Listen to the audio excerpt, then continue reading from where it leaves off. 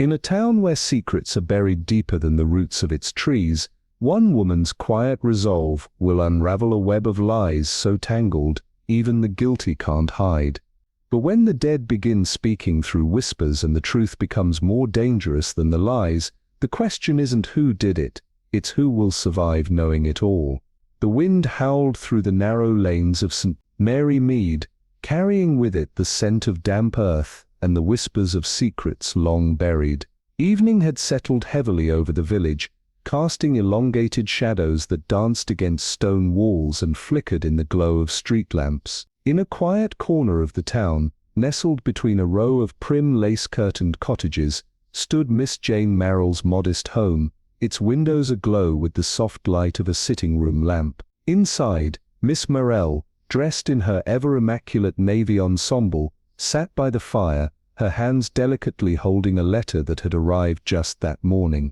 The envelope bore the Hensley family crest, its wax seal now broken, and the paper within carried a message that made her pause. "You are cordially invited to the Masquerade of Secrets. Attendance is not just requested, it is expected." The signature at the bottom was an elegant scrawl, Lady Evelyn Hensley. Miss Marple tapped a finger thoughtfully against the letter's edge, her sharp blue eyes flickering with something between curiosity and concern.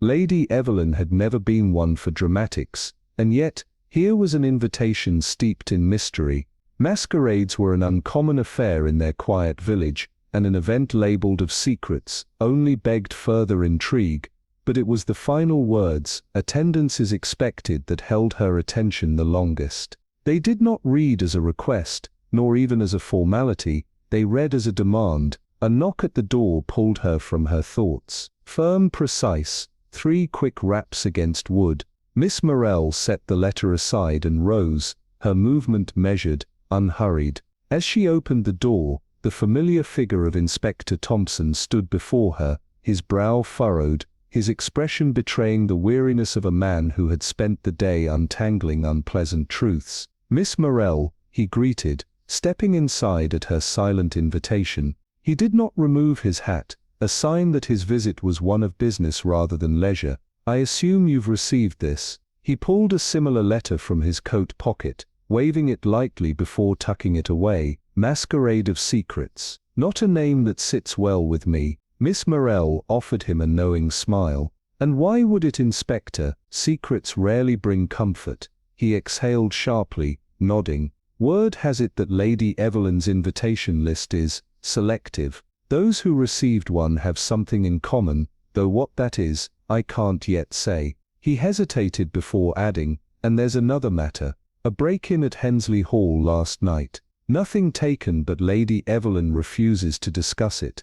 Dismissed it as nonsense, but I don't believe in coincidences." Neither did Miss Marple. The inspector studied her, as though measuring her reaction, before continuing, "I'd wager there's more to this than just a lavish party. And if Lady Evelyn expects us to attend, I'd rather not go in blind." Miss Marple's fingers brushed the letter on the table. The weight of an impending mystery settled in the air between them, thick as the scent of aged books and the lingering traces of her evening tea. St. Mary Mead, with its quiet streets and its seemingly ordinary lives, had always been a place where the past refused to stay buried. And now, as another puzzle unfolded before her, Miss Marple knew one thing for certain: the masquerade would not merely be a night of festivities, it would be a night of revelations, and perhaps before the evening was done, a night of reckoning. The fire crackled in the hearth, its embers glowing as the inspector left, tipping his hat with a brief nod. Miss Marple remained seated, her gaze on the dancing flames, her mind already weaving the strands of a mystery she had yet to fully grasp. The masquerade of secrets awaited, and secrets, once invited to dance, seldom remained hidden for long. The damp cobbled streets of St. Augustine carried the heavy scent of rain-soaked earth, the quiet hush of the village disturbed only by the occasional rustling of wind through the ancient oaks. A thin mist curled around the wrought iron street lamps, making their glow waver like ghostly sentinels. Miss Jane Marple, dressed in a sensible navy coat with a modest cloche hat pulled low against the evening chill, walked with measured steps towards the looming silhouette of Blackwood Manor. In her gloved hand, she carried an envelope, its seal unbroken, its contents still a mystery. The letter had arrived without a sender's name, its elegant script inviting her to a masquerade ball, a gathering promising an evening of revelry, revelation and reckoning. As she approached the manor's imposing gates, she noticed a figure standing just beyond the flickering glow of a gas lantern, a man clad in a dark overcoat, his hat tilted low enough to obscure his features. He did not move, nor did he seem startled by her arrival. Miss Marple paused, her sharp eyes catching the glint of something metallic in his gloved hand. But before she could address him, a sudden gust of wind pushed the iron gates open with a groan, as if the house itself had been holding its breath, waiting for her to step inside. Blackwood Manor was a place steeped in history, its walls holding secrets as tightly as the ivy that clung to its stone facade. Miss Marple was greeted by a butler with a face carved from granite, his expression betraying neither warmth nor hostility.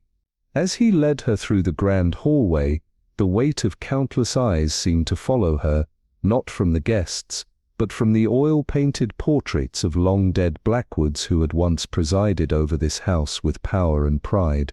Their expressions, frozen in time, carried something unsettling, perhaps a warning, or perhaps an accusation. Inside the lavish ballroom, the air was thick with the scent of cigar smoke and expensive perfume. Chandeliers dripped with crystal, casting fractured light over the masked guests who swayed to the mournful tune of a string quartet. It was a scene of grandeur, yet beneath the gilded elegance there was an unspoken tension, an undercurrent of unease. Whispers curled through the air like tendrils of smoke, their hushed tones speaking of the infamous game Lord Blackwood had devised for the evening, a game where each guest would receive an envelope, containing either an invitation to indulge in the night's revelry, or a secret so damning that it could destroy lives. Miss Marple's fingers tightened around the unopened envelope in her palm. She had seen many gatherings like this, where wealth and privilege cloaked the rot beneath, but tonight there was something different. A sudden hush fell over the room as a grandfather clock struck 9, its chime reverberating through the cavernous hall. A scream shattered the silence, cutting through the low murmur of conversation.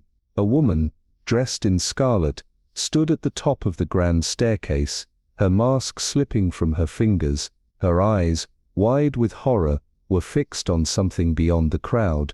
Miss Marple followed her gaze.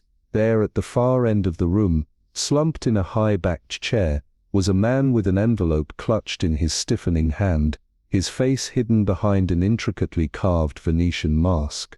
The scent of spilled wine mingled with something more metallic, blood, and on the envelope in his grip, written in ink that had begun to smudge, were the words, "I know what you did."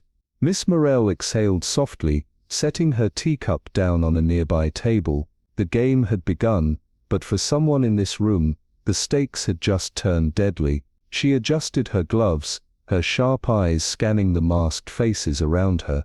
The walls of Blackwood Manor had been silent for too long. Tonight, they would speak. The road to Blackwood Manor twisted through ancient trees, their bare limbs clawing at the encroaching night. A thick mist had begun to settle over the countryside, curling around the old estate's iron gates, as if it had secrets to keep. The manor itself, a brooding silhouette against the storm-heavy sky, loomed in the distance, its many windows dark, save for a single flickering light on the upper floor. Miss Marple, wrapped in a deep navy cloak, stepped lightly along the gravel drive, her senses keen. A masquerade, an anonymous invitation, whispers of a blackmailer with secrets dangerous enough to shatter reputations. This was no ordinary social gathering. As she neared the grand entrance, a figure slipped from the shadows, the edge of a cape disappearing around a side door. Her eyes narrowed.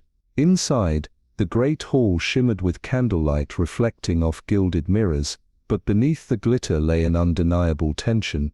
Guests in elaborate masks laughed a touch too loudly, their champagne flutes trembling ever so slightly. Colonel Redgrave, stiff-backed and watchful, stood apart near the hearth, his masked face unreadable.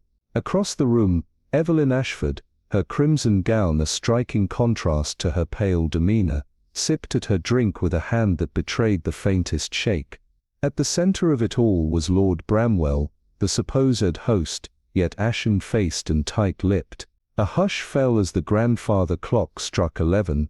The doors to the east wing study creaked open, revealing a single chair at its center, positioned beneath a chandelier whose crystals caught the candlelight like shards of ice. A masked figure stepped forward, voice smooth yet laced with something sharp. "Tonight, the past demands an audience." And then, just as the guests leaned in, a scream tore through the house, a woman's cry, high and raw with terror. The crowd surged toward the hallway. Miss Marple moved swiftly, her sharp gaze landing on a sight that sent a chill through even her steady heart. There, sprawled beneath the great staircase, lay a man in evening dress, his mask askew, his lifeless eyes staring into the void, and clutched in his stiffening hand, a letter, sealed in black wax. As the wind howled through the open balcony doors, Miss Marple bent to retrieve it, her mind already racing.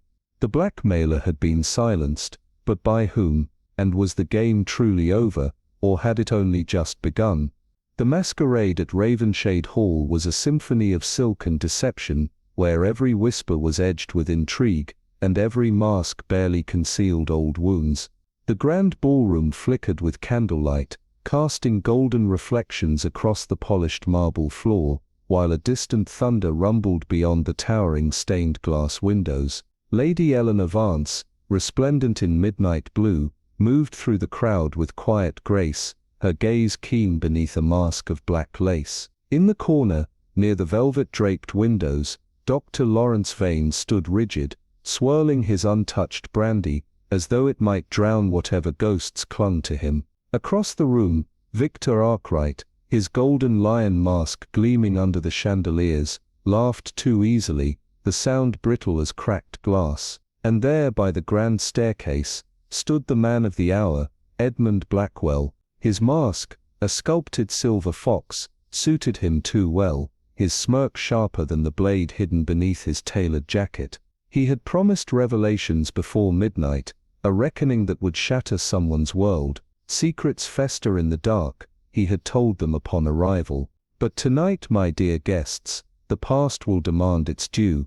Eleanor watched as Lady Celeste Harrow turned away from the dance floor, her gloved hand pressed to her throat. Even beneath her intricately feathered mask, panic clung to her like perfume. Her husband Lord Harrow followed her with narrowed eyes, his grip tightening on his cane. Meanwhile, near the grand piano, young Everett Finch swallowed his champagne in nervous gulps, the color draining from his face with every passing second. The murmurs in the ballroom sharpened into speculation. "It's Celeste," someone whispered. "No, it's Vane. I've heard whispers of his dealings abroad." "Arkwright, surely," another said, tone hushed yet urgent. "Blackwell knows." Blackwell himself seemed to revel in the tension, tipping his champagne flute, as if savoring the moment before the storm. He caught Eleanor's gaze across the room, and lifted his glass in silent amusement. Then, with an almost lazy flourish, he reached into his coat and retrieved a letter, sealed in deep crimson wax. "Ladies and gentlemen," his voice rang clear through the chamber, cutting through the music and murmurs alike. "The truth, long buried, begs to be set free. Shall we grant it its wish?" A hush fell, heavy and expectant. Then the sudden sharp clang of the grandfather clock, 11:57. Eleanor tensed as the weight of inevitability pressed down. A figure in the crowd shifted, moving toward Blackwell, the scent of burning wax curled in the air. A breath of wind slipped through an open balcony door, and then chaos. A sharp gasp, a blur of motion, a cry of shock. Blackwell staggered, his silver mask slipping, his champagne flute tumbled to the marble, shattering into 1,000 crystalline pieces. A hand clutched at his chest. Dark red bloomed against the ivory silk of his waistcoat. A tremor rippled through the crowd. Someone screamed. Eleanor stepped forward, her pulse steady despite the uproar. The letter, where was the letter? But as she scanned the floor, the parchment was gone. The truth had been stolen, and someone had killed to keep it buried. The laughter had thinned to uneasy murmurs, and as the heavy oak door to the study groaned shut behind him, Edmund Blackwell vanished into the hush of expectation, the envelope still tucked under his arm like a sealed fate. Eleanor Vance watched from the edge of the crowd, her keen gaze slicing through the shifting shadows, noting the way conversations faltered, how hands tightened around champagne glasses. Then darkness, a flicker, the chandeliers quivered, their glow spasming before dimming into a sickly half-light. The band's melody strangled mid-note, the silence thick as fog rolling off a graveyard, and then, a gunshot, sudden, sharp, absolute, a sound that didn't just stop hearts, it rewrote fates. A beat of horror-stricken silence, then gasps, a clatter of movement. Dear God, someone's been shot. A voice cut through the rising panic, brittle with disbelief. The study door loomed ahead, an unyielding sentinel between them and the truth. Lord Harrow shoved forward first, pounding his fist against the wood. Blackwell, open this damn door. No answer, just the smothering quiet pressing from within. Inspector Aldridge pushed through the throng, his usual composure cracked at the edges. Step back, he commanded, though curiosity clashed with fear as the crowd hesitated. Celeste Harrow stood frozen, her mask slightly askew, eyes too wide. Everett Finch muttered an oath beneath his breath, his fingers twitching toward his collar like a man strangled by invisible hands. Victor Arkwright, silent but coiled with tension, turned to the footman, a broad, steady brute. Break it down. The first impact rattled the hinges, the second sent splinters flying, and on the third, the door burst inward with a groan of finality. A wave of candlelight spilled into the study, illuminating a scene steeped in death. Edmund Blackwell sat slumped in the high-backed chair, his silver fox mask dislodged, revealing half his face, pale, lips parted in a ghost of a smirk or a grimace. A bullet wound marred his waistcoat, the deep red spreading like ink through paper. On the Persian rug beneath him, a pistol lay discarded, but not in his hand. Instead his fingers clutched something else, a broken quill, ink smeared over his skin, as though he'd been trying to write with his last breath. Locked from the inside, muttered Aldridge, eyes narrowing, no sign of forced entry. The envelope, Eleanor whispered, stepping carefully into the room, her gaze darting across the desk. It was gone. The scent of gunpowder lingered, laced with something fouler, like old secrets rotting beneath a fresh grave. Finch swallowed hard. Maybe he shot himself. Arkwright let out a hollow laugh. With what? His pen, Eleanor's sharp eyes flicked to the desk blotter. Impressions, words written on the page above it, now torn away. Someone had taken whatever message Blackwell had tried to leave. Outside, the wind howled against the window panes, but the locks remained untouched. The iron bars gleamed in the moonlight.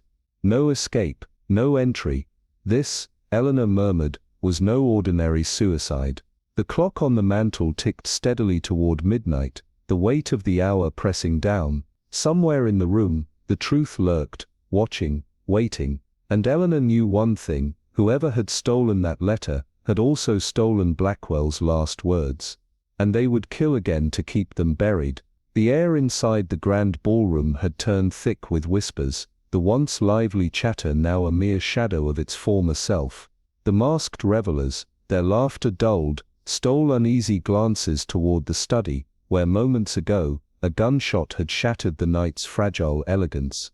Miss Marple, standing slightly apart from the restless crowd, noted how fear tightened its grip on the guests like a noose slowly drawing closed. Some clung to their masks as if anonymity could shield them from suspicion, while others fidgeted with gloved hands or tapped restless fingers against crystal flutes of untouched champagne. Inspector Graves, a man of broad shoulders and a permanent scowl, pushed through the murmuring throng, his voice cutting through the uncertainty like a blade. No one leaves, not until we have answers. His eyes swept the room, cold and calculated, before settling on the Heavy oak door of the study. Behind it lay Gerald Farnsworth, the enigmatic host, now nothing more than a lifeless form slumped in his chair, the silver filigree mask still clinging to his face, a macabre mockery of the man's final moments. The door had been locked from the inside. The windows, too, were barred, their thick velvet drapes undisturbed. And yet, the pistol lay not in Farnsworth's hand, but discarded near the fireplace, as if deliberately placed. A suicide staged to look like something else, or a murder crafted to appear unsolvable. Miss Marple's gaze flicked to Harriet Redwood, the Colonel's wife, who stood trembling near the marble staircase, fingers twisting at the edges of her delicate lace mask. Moments earlier, she had been near Farnsworth, her voice hushed but urgent. Now she avoided all eyes, her breaths shallow and uneven. Her husband, the Colonel, stood rigid, jaw clenched so tightly it seemed his teeth might crack under the pressure. His military uniform, so pristine at the start of the evening, now bore a darkened crease at the cuffs where his fists had been clenched too long. Near the drink table, Mr. Finch downed another gulp of whiskey, his normally pale complexion ghostly under the flickering chandeliers. "I told you this would happen," he muttered, though to whom it was unclear. Across from him, Westing, the quiet and calculating investor, merely exhaled sharply, his expression unreadable. With a nod from Graves, the burly footman was summoned. "On 3, the inspector commanded. 1, 2, a shoulder slammed into the wood, the door groaned but held. A second strike cracked the frame, and on the third it burst open with a splintering wail. A thick stillness swallowed the room. The smell of cordite and something metallic clung to the air, seeping into the heavy upholstery. Farnsworth's body slumped forward over his desk, fingers curled tight around a pen. Strange, Miss Marple noted, for a man supposedly reaching for a gun. Ink stained his fingertips, as though he had tried to write something. On the desk, the papers had been shuffled in a way that suggested urgency, but one item was unmistakably absent, the envelope he had so dramatically promised to reveal earlier that evening. Inspector Graves exhaled through his nose, surveying the scene, close-range shot, a clean hole, no signs of struggle, his brow furrowed. And yet, if he did this himself, why does every piece feel just slightly off? Miss Marple took a step closer, her sharp gaze trailing over the desk blotter. There, barely perceptible, the faint impressions of letters remained where a page had been torn away. A message hastily scribbled, then taken, perhaps by the killer. Her fingers brushed against something unusual on the floor near the doorframe. A thread, thin, nearly invisible, caught against the grain of the polished wood. An ordinary detail, yet one that had no business being in such a pristine study. She slipped it into her glove before straightening, her mind already sorting through the puzzle pieces. Colonel Redwood, his voice hoarse, broke the silence. He was threatening to expose secrets. We all heard him. Indeed, Miss Marple murmured, eyes narrowing. And now he's dead. But tell me, Colonel, do dead men usually try to write before they die? And if he had been the one to fire that shot, she let her words trail, glancing at the pistol across the room. Why does the gun seem to have landed so very far from his grasp? The room, thick with the scent of death, seemed to hold its breath once more. Outside the window, the night stretched silent and watchful. Inside, however, it was clear, someone had already struck once, and if their secret was still at risk, they would strike again. A moment ago he had been sitting there, smug and restless, as if savoring the moment before revealing whatever scandal he had prepared. But someone else had decided to alter the timeline. She glanced again at the scattered papers, not mere random sheets, but deliberately placed fragments of an incomplete story. Someone had taken what mattered, leaving just enough behind to create the illusion of chaos. Her fingers brushed the whisper-thin thread tucked inside her pocket. Small things mattered, literal threads, and the unseen ones connecting events. Somewhere in this house, Someone was already spinning their version of the truth. Miss Linwood only needed to follow the string. In a village, a murder was never just an isolated event. It was like throwing a stone into still water. The ripples spread fast, reaching every doorstep, every whispered conversation. People lowered their voices but sharpened their words. Blackwood Hall, once filled with laughter and music, now thrummed with tension. The guests clustered in drawing rooms and corridors, their masks slipping, their eyes darting. No one wanted to leave. Morbid curiosity was a powerful thing. Inspector Hayes had rolled up his sleeves, his patience thinning. He had claimed the library for questioning, turning it into his personal war room. The fire crackled in the hearth, throwing restless shadows onto walls lined with old books that smelled of dust and secrets. The ornate rug muffled footsteps but not the pulse of nerves in the air. Miss Linwood sat in a corner chair, silent but watchful. The knitting in her lap remained untouched, her sharp eyes doing the real work. This wasn't officially her case, but no one had asked her to leave. Hayes, for all his pride, knew better than to dismiss her. The first to step in was Harriet Holloway, her emerald silk gown, flawless an hour ago, now wrinkled and slightly askew. The mask she had worn earlier dangled uselessly from one hand, forgotten. In the other, she twisted a delicate handkerchief, wringing it as if trying to squeeze out her own guilt. "Miss Holloway," Hayes said, his voice level but firm, "I understand this isn't easy, but we need to be thorough." Harriet smoothed her skirt, a habitual gesture rather than one of actual composure. Her red-rimmed eyes flicked toward Miss Linwood, then quickly away. I was with Lady Blackwood when the lights flickered," she murmured. The tremble in her voice was real, but the words felt too rehearsed. "I never left the drawing room." Miss Linwood barely lifted an eyebrow, but the shift was enough. A woman under the weight of blackmail wouldn't likely be discussing supper arrangements during a power outage, especially after a public threat. Hayes jotted something down. "Miss Holloway, the other guests, were you among them?" Her face crumpled, tears welled up too fast. He thought he had something on me," she whispered. "He claimed to have letters, proof of an indiscretion from years ago, but it wasn't true. He was mistaken." "Or you want us to believe that?" Hayes said evenly. Harriet shook her head, her breath catching. "It was a misunderstanding. I told him, I begged him, but he wouldn't listen. I didn't kill him." Her voice cracked into sobs. Miss Linwood, her voice soft but deliberate, spoke. "Sometimes desperation clouds judgment, my dear, but desperation also leads to foolish mistakes. One should never assume blackmailers are the worst of the lot." Harriet blinked at her, confused, then dropped her gaze. The door shut with a solid thump as Colonel Jasper Holloway entered. Where Harriet had been all trembling emotion, the Colonel was a storm contained. His uniform sat perfectly on his broad shoulders, but the tension rolling off him was palpable. He did not sit. "Let's get this over with," he snapped. Hayes sighed, flipping a page in his notebook. "Several guests saw you near the study just before the shot. Would you care to explain?" "I was pacing," Holloway growled. "Farnsworth and I had words, heated ones. I won't deny it."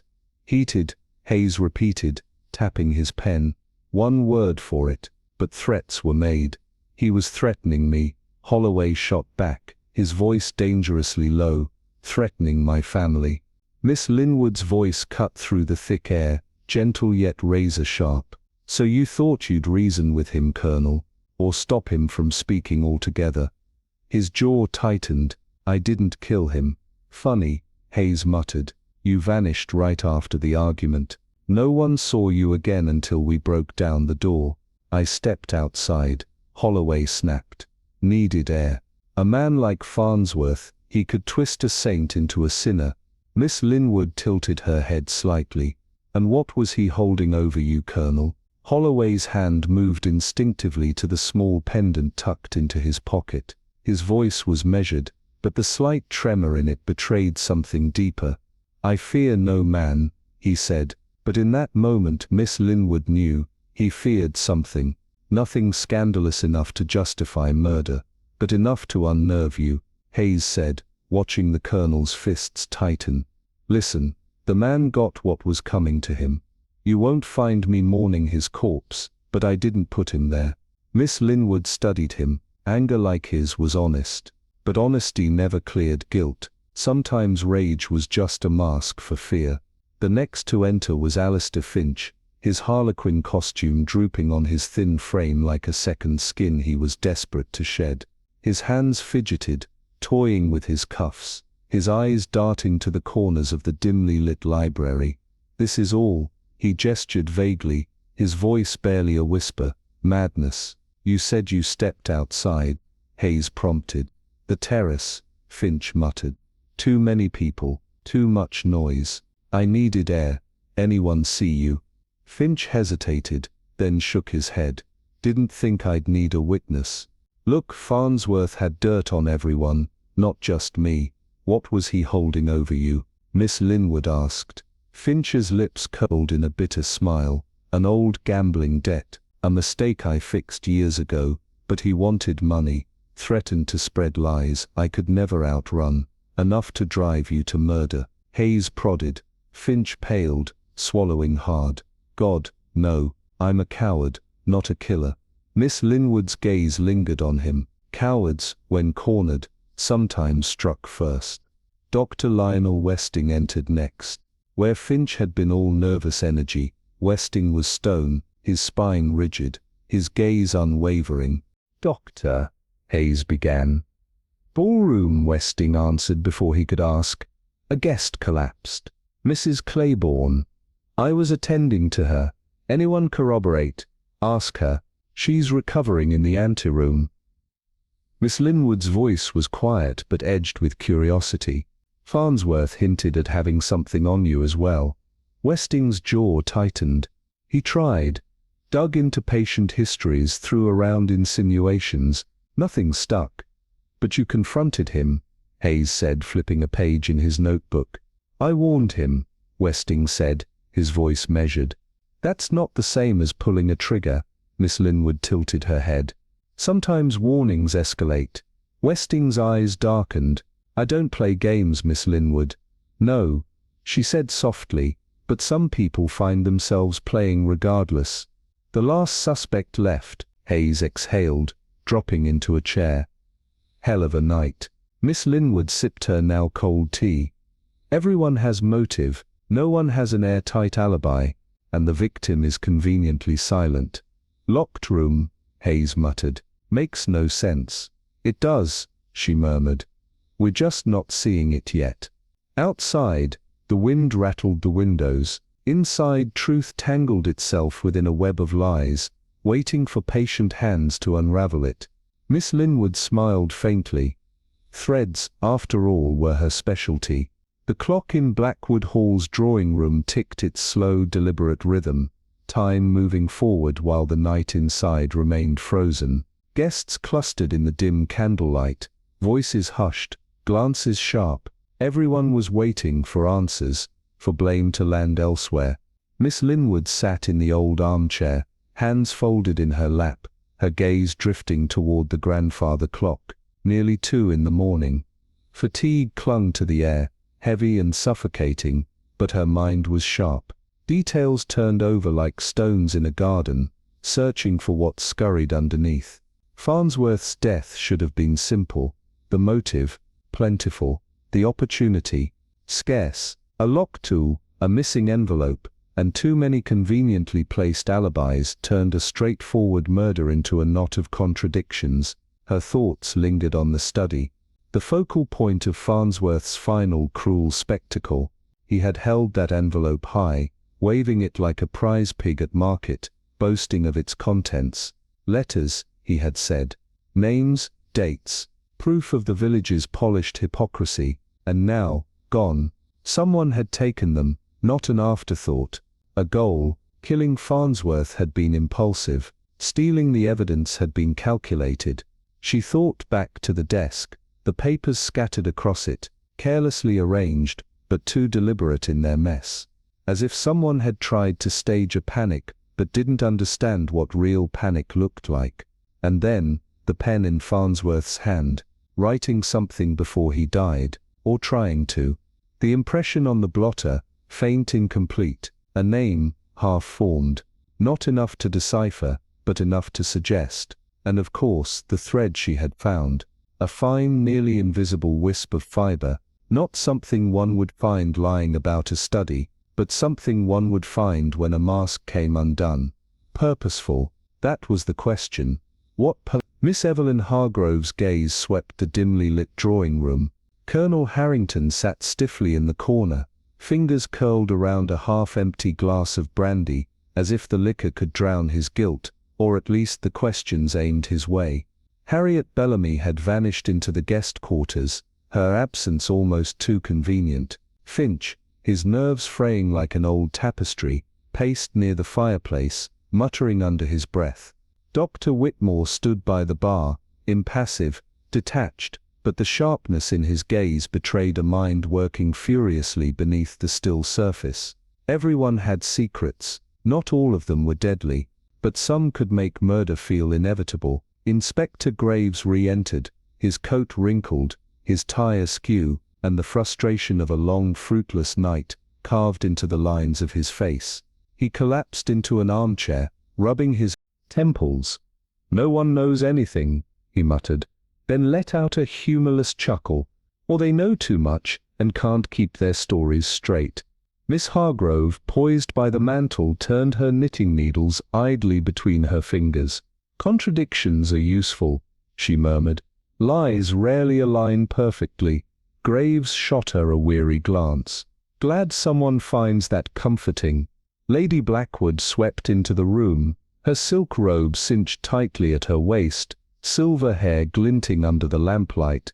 Her usual composure was present, but tension pinched the corners of her mouth. "Inspector," she said, voice measured, "I recalled something. It may be nothing. Tonight I'll take nothing over what I've got," Graves said, straightening.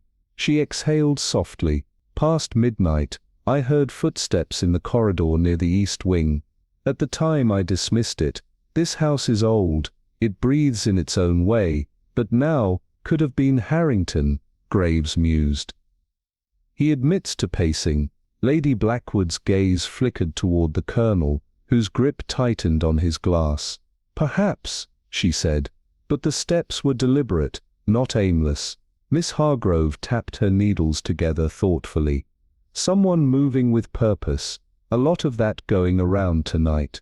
"Still doesn't explain the locked room," Graves muttered. "That was the crux. Footsteps outside couldn't explain a study bolted from within, unless Farnsworth let someone in himself," Miss Hargrove mused.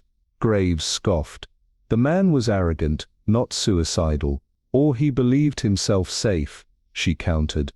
"A fatal mistake." Graves pinched the bridge of his nose. "No secret panels, no hidden keys, windows barred, no way in or out." "There's always a way," Miss Hargrove said quietly. "People assume walls confine, but solutions lie in what's overlooked." Graves let out a tired laugh. "If you see a trap door I missed, let me know." "I intend to," she said, setting her knitting aside. The night stretched long. Guests were ushered to spare rooms, sent home where possible, yet unease lingered like a ghost in the hallways. Every creak of the floorboards carried a weight, every shadow seemed to shift under watchful eyes. Graves stood stretching. "I'm calling it a night. I'll have a constable posted. Maybe morning light will clear some heads." Miss Hargrove rose as well, smoothing her skirt. "I'd like to stay." He blinked.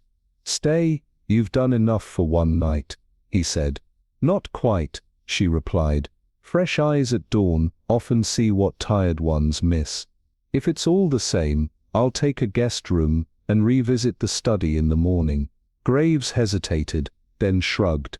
"You'll do what you want anyway." "Quite," she said, with the faintest of smiles. As the house settled into uneasy silence, Miss Hargrove retreated to a modest guest room overlooking the east wing. She sat by the window, looking out into the darkness, where the moonlight silvered the hedges and the gravel drive.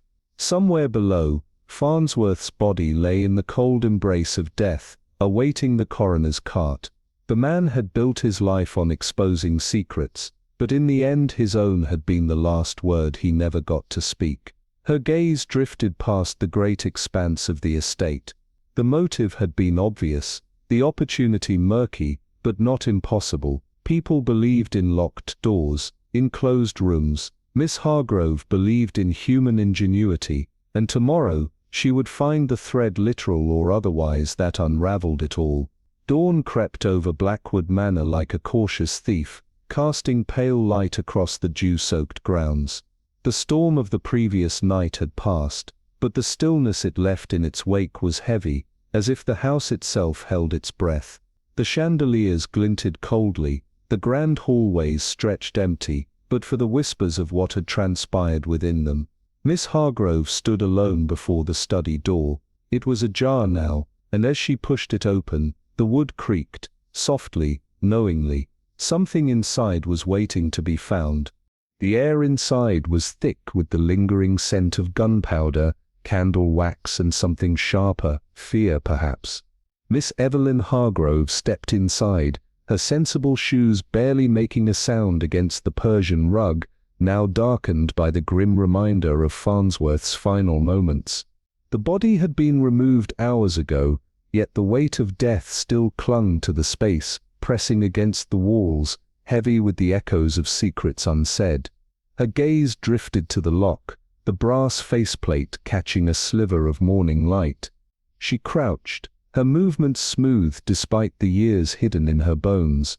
Fingertips traced the metal, feeling for the subtle betrayals of use.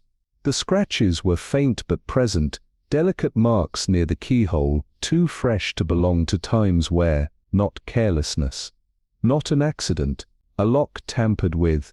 Straightening, she exhaled, her sharp eyes catching the glint of something impossibly small near the threshold. Kneeling once more, she pinched it between gloved fingers, a fine, almost invisible thread, pale against the dark wood, not from Farnsworth's clothing. His evening attire had been dark, so whose? Her mind ticked over the puzzle, slotting possibilities into place. A locked door, a body within, a crime that should have been impossible, unless it wasn't. A trick, simple yet devastatingly effective. A thin thread, passed through the keyhole, looped around the key. From the outside, one could turn it gently, lock the door, and withdraw the thread, leaving nothing but a whisper of evidence, a puzzle that reeked of impossibility. Her gaze flickered toward the desk.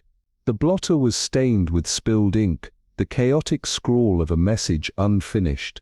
Read, the word, half-written, barely legible, a name, a warning, or a breadcrumb, deliberately placed to mislead. Beneath the ink, deeper indentations remained, words scratched out, their ghosts pressing through the page.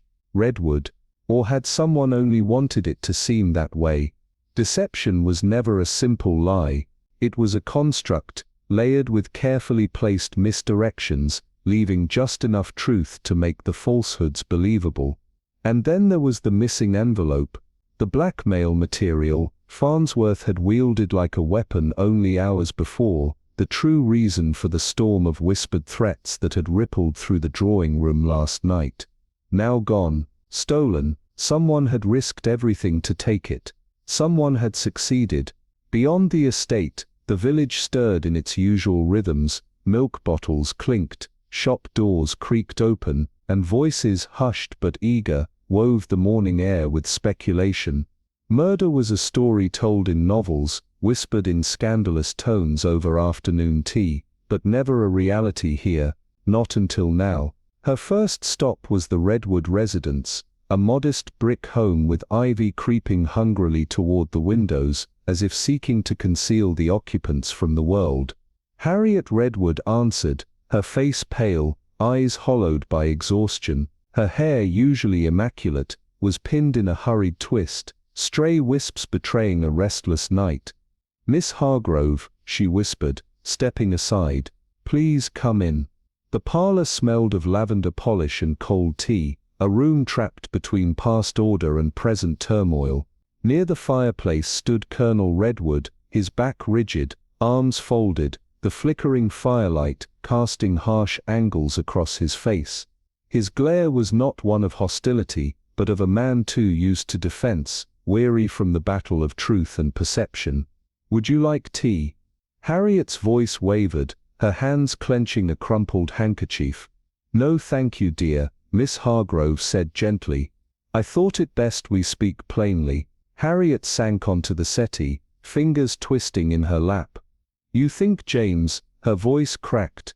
"He argued with Farnsworth, yes, but," she glanced at her husband. "Silence. A damning kind. Gerald threatened us," she continued, voice barely above a breath. "Me at first, claimed he had letters, old things, lies mostly, but ones that could ruin reputations if told well enough." She hesitated, then with a quick glance at her husband, whispered, "When he realized they weren't worth much, he changed his angle." Miss Hargrove's gaze settled on the colonel, his jaw clenched. "He dredged up things best left buried," he said at last, voice clipped. "War stories?" Miss Hargrove asked lightly. His silence was answer enough. Harriet's breath hitched. "He said he'd ruin us. Publish lies, twist old truths." "James," she swallowed. "He confronted him." "Yes, anyone would." Miss Hargrove tilted her head, studying the colonel. "Confrontation is one thing," she said. "Murder is another." His temper tightly reined, snapped. "I didn't pull the damn trigger." His voice cut through the air sharp enough to wound. "Would I be fool enough to argue with the man in public first? I was angry, not suicidal."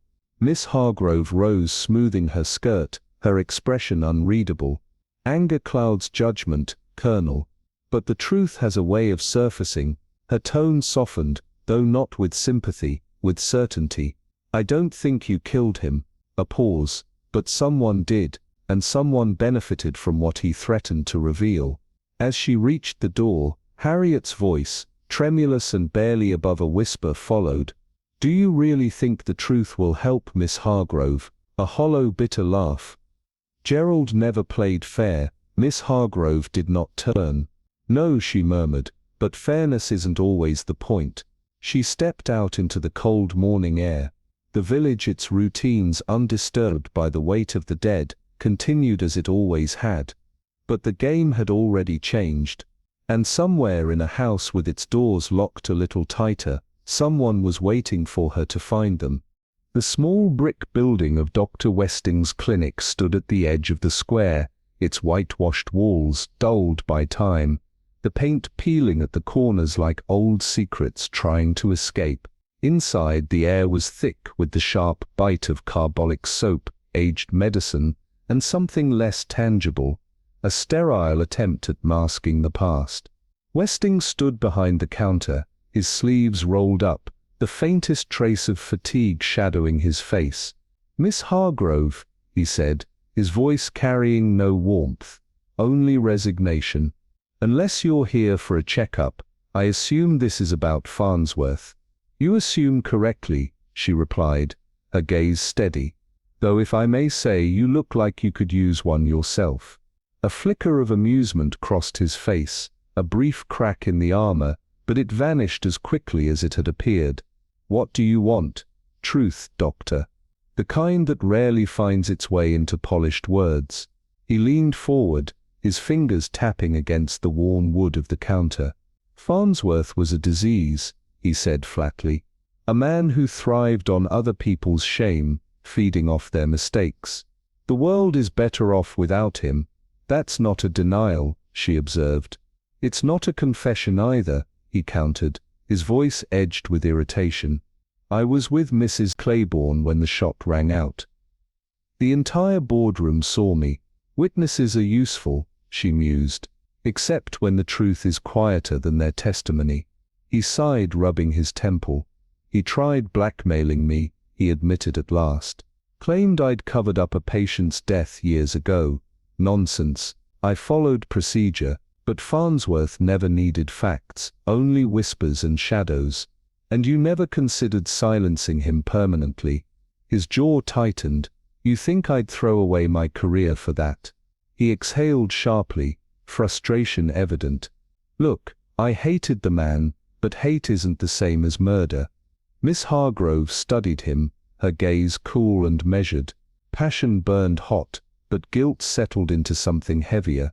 Westing wore indignation, not remorse. Her final stop took her to Alistair Finch's cottage on the village's outskirts, a shabby yet orderly home, its garden tangled with weeds that had long since won their quiet war. Finch answered the door in a threadbare sweater, his eyes rimmed red, the stale scent of whiskey clinging to him like regret. "Come to accuse me too," he muttered, stepping aside without invitation. "Come to talk," Miss Hargrove corrected, her tone mild. Inside, the room bore the chaotic imprint of a man battling his own thoughts. Papers lay crumpled across the floor, the typewriter at the center of the storm, standing as a silent witness to frustration. Finch poured himself a drink, whiskey, neat, at 11 in the morning. "Farnsworth found out," he said, voice thick, "that I borrowed, stole if you must. A plot, years ago, from a playwright no one remembers now, but he made sure I did, said he'd ruin me. I thought if I paid, if I gave him what he wanted, it would go away. But men like him never let go." Miss Hargrove's gaze drifted to the scattered papers, inked words smudged where frustration had pressed too hard. "Blackmail breeds vice," she murmured. "But desperation," she trailed off, watching his face. "I didn't kill him," Finch said, his voice breaking. "God knows I wanted to, but I didn't." The fear in his eyes was raw, not the fear of being caught in a lie, but of being caught in something worse. The truth. Miss Hargrove stepped out into the afternoon hush, the village's rhythm unchanged, as if murder was nothing more than a passing shadow. But beneath the quiet secrets shifted, motives were abundant, alibis fragile under scrutiny, and at the center of it all lay a dead man who had woven himself into the very fabric of the village's sins, and yet, the blackmail letters, his greatest weapon, had vanished. Someone had gambled everything to take them, someone had won, or thought they had. As the sun dipped low, she glanced toward Hensley Hall, shadows stretched long across the grounds. Someone had pulled the first thread that unraveled Farnsworth's web, and tomorrow she would pull until the whole thing came undone. Morning arrived with deceptive tranquility. Mist curled through the village streets, softening its edges, lending it the illusion of a place untouched by ugliness. Children skipped stones by the stream, shopkeepers swept their thresholds, birds filled the air with songs unburdened by human affairs. But beneath the surface, words moved faster than the milk cart, quiet words, sharp words, slicing through the hush with the precision of a scalpel. Miss Hargrove knew where to listen. Her steps carried her past Mrs. Price Ridley's precisely trimmed hedgerows, past the Reverend Collins' ivy-draped vicarage, toward the small general store nestled between the post office and the bakery. The bell above the door gave a brittle jingle, breaking the morning's hush. Inside, the air was thick with the scent of dried tea leaves and polished wood, the shelves sagging beneath neatly stacked tins and folded linens. Behind the counter stood Mrs. Henderson, hands smoothing the pages of her ledger, her sharp eyes bright with something keener than caffeine, information. "Good morning, Miss Hargrove," she greeted, her voice laced with the practiced innocence of one who pretended not to thrive on gossip. "Awful business at the hall, isn't it?" "Quite distressing," Miss Hargrove agreed, offering a polite smile. "I'm picking up some thread. Red if you have it." Mrs. Henderson reached for a box, but her fingers hesitated, her gaze flicking toward the door, ensuring they were alone. She lowered her voice to a near whisper. "People are saying terrible things. Not that I listen to gossip, of course, but, well, it's all anyone talks about." Miss Hargrove merely arched a brow, waiting.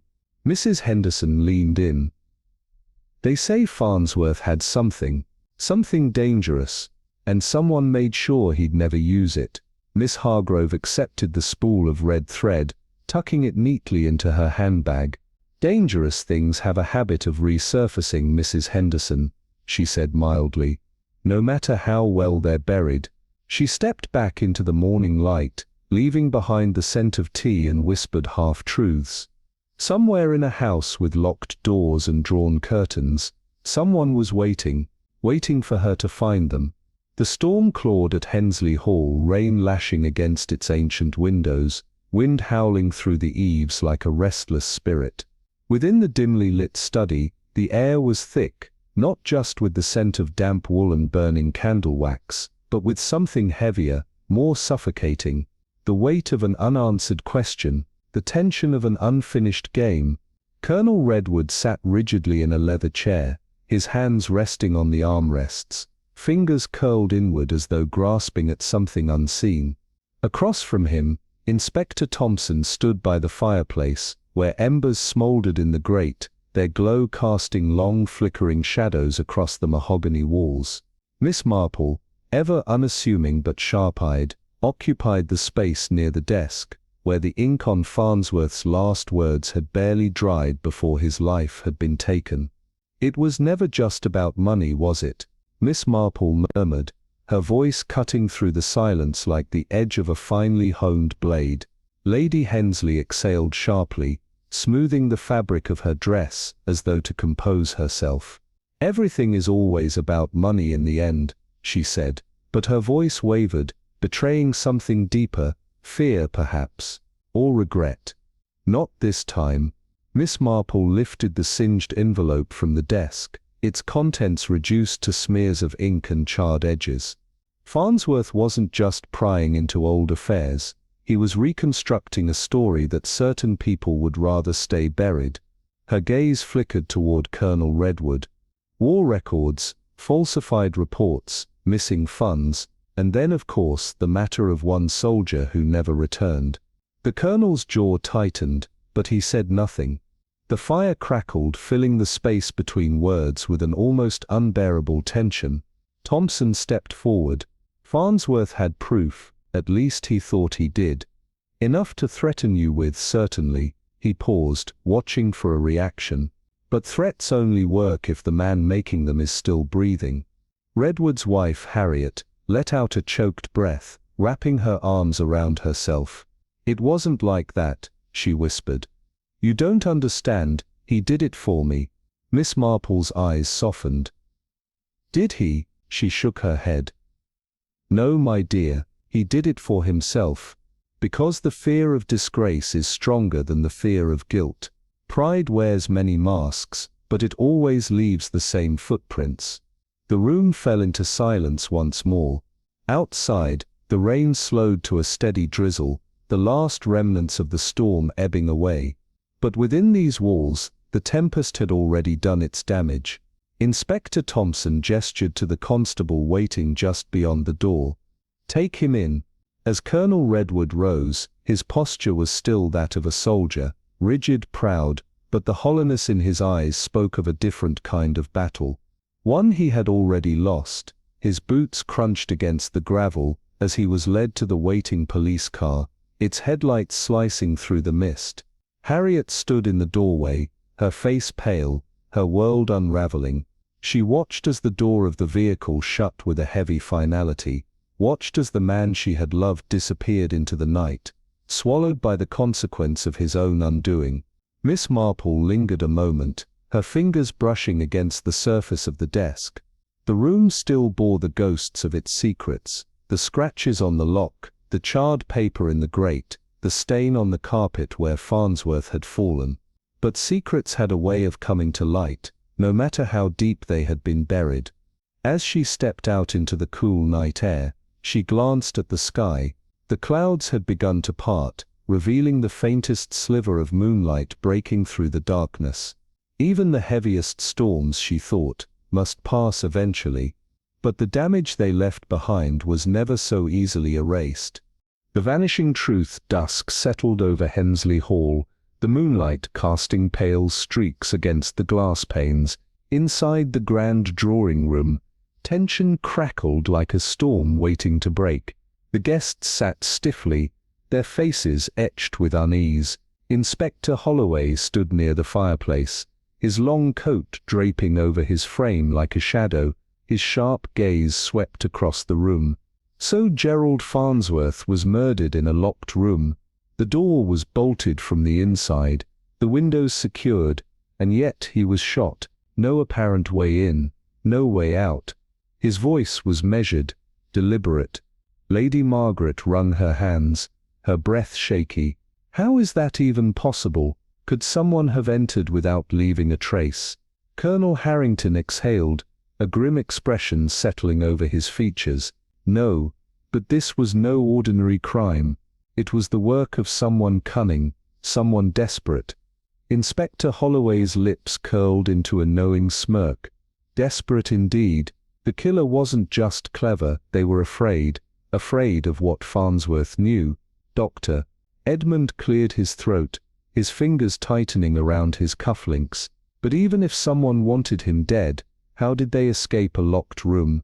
Inspector Holloway reached into his pocket and pulled out a thin length of wire. He held it up between his fingers, letting the light glint off the metal, the same way only a truly meticulous mind would. An old trick, a sleight of hand designed to mislead. A trick only someone with everything to lose would dare to use. A flicker of unease crossed Colonel Harrington's face. He took a step back, but Holloway's eyes remained fixed on him. You were in the library, weren't you, Colonel? Holloway's voice was calm, almost casual. The Colonel's jaw tightened. Are you accusing me? The inspector leaned forward slightly, the firelight catching in his eyes.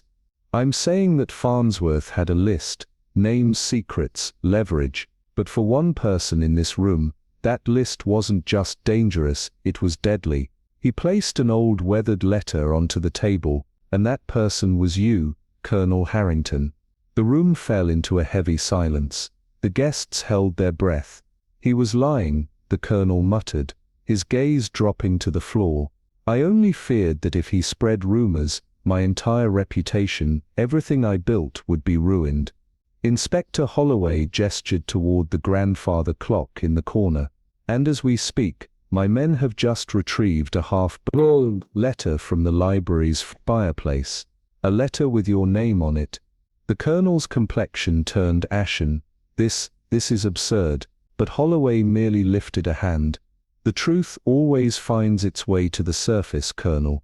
Outside, the headlights of a police car cut through the darkness, casting long shadows into the drawing room. Colonel Harrington exhaled slowly, the weight of inevitability sinking into his bones, and just like that, another buried secret came to light.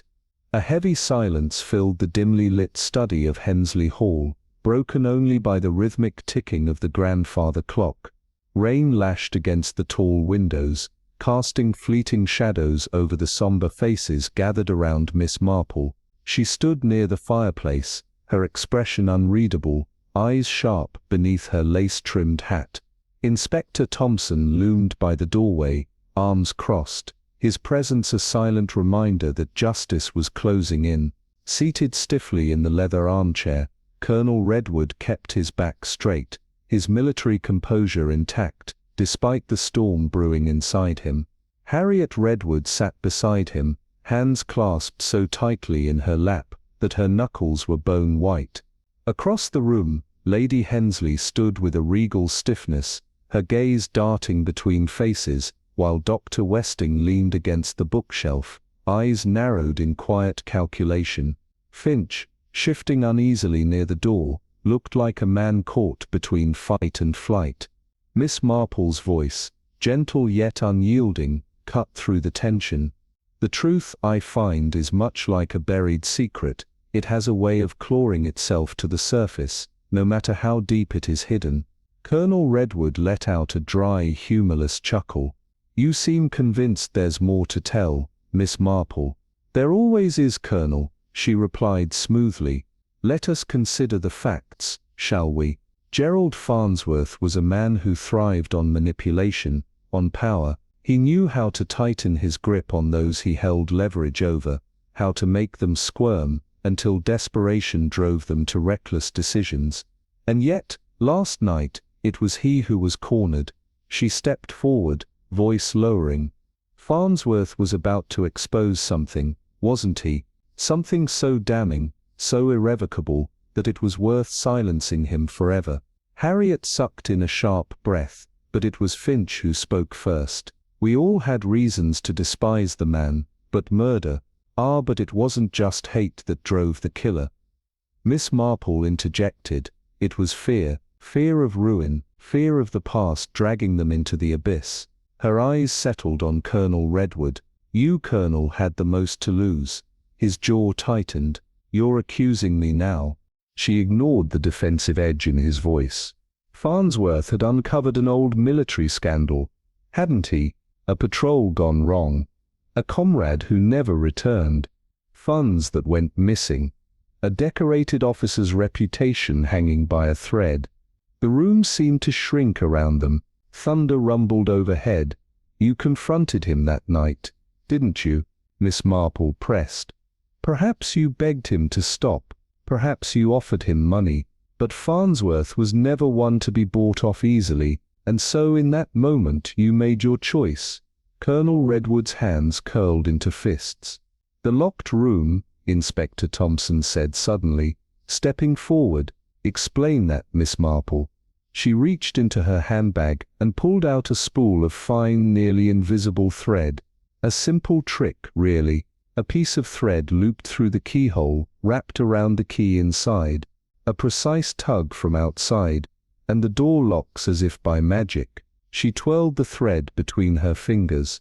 It creates the illusion of an impossible crime, and in the dim candlelight, with the power conveniently flickering, no one would have noticed the subtle mechanics at play. A heavy silence followed. Then Colonel Redwood exhaled, shoulders sagging. He was going to humiliate me, destroy everything. I couldn't. He swallowed, shaking his head. I thought if it looked like suicide, no one would question it. Harriet let out a quiet sob. Inspector Thompson signaled to the constable waiting outside. Take him in. As Colonel Redwood was led away, the storm outside began to wane, the relentless rain softening into a mere drizzle. The weight of the evening lingered, heavy and unshakable. Harriet stood at the doorway, arms wrapped around herself, eyes fixed on the retreating police car. I thought I knew him, she whispered. Miss Marple, ever composed, placed a gentle hand on her arm. We rarely see the whole of a person, my dear, not until the cracks appear. Inside, the grand hall lay eerily quiet. The remnants of the evening's grandeur were now nothing more than ghosts of a celebration turned tragedy.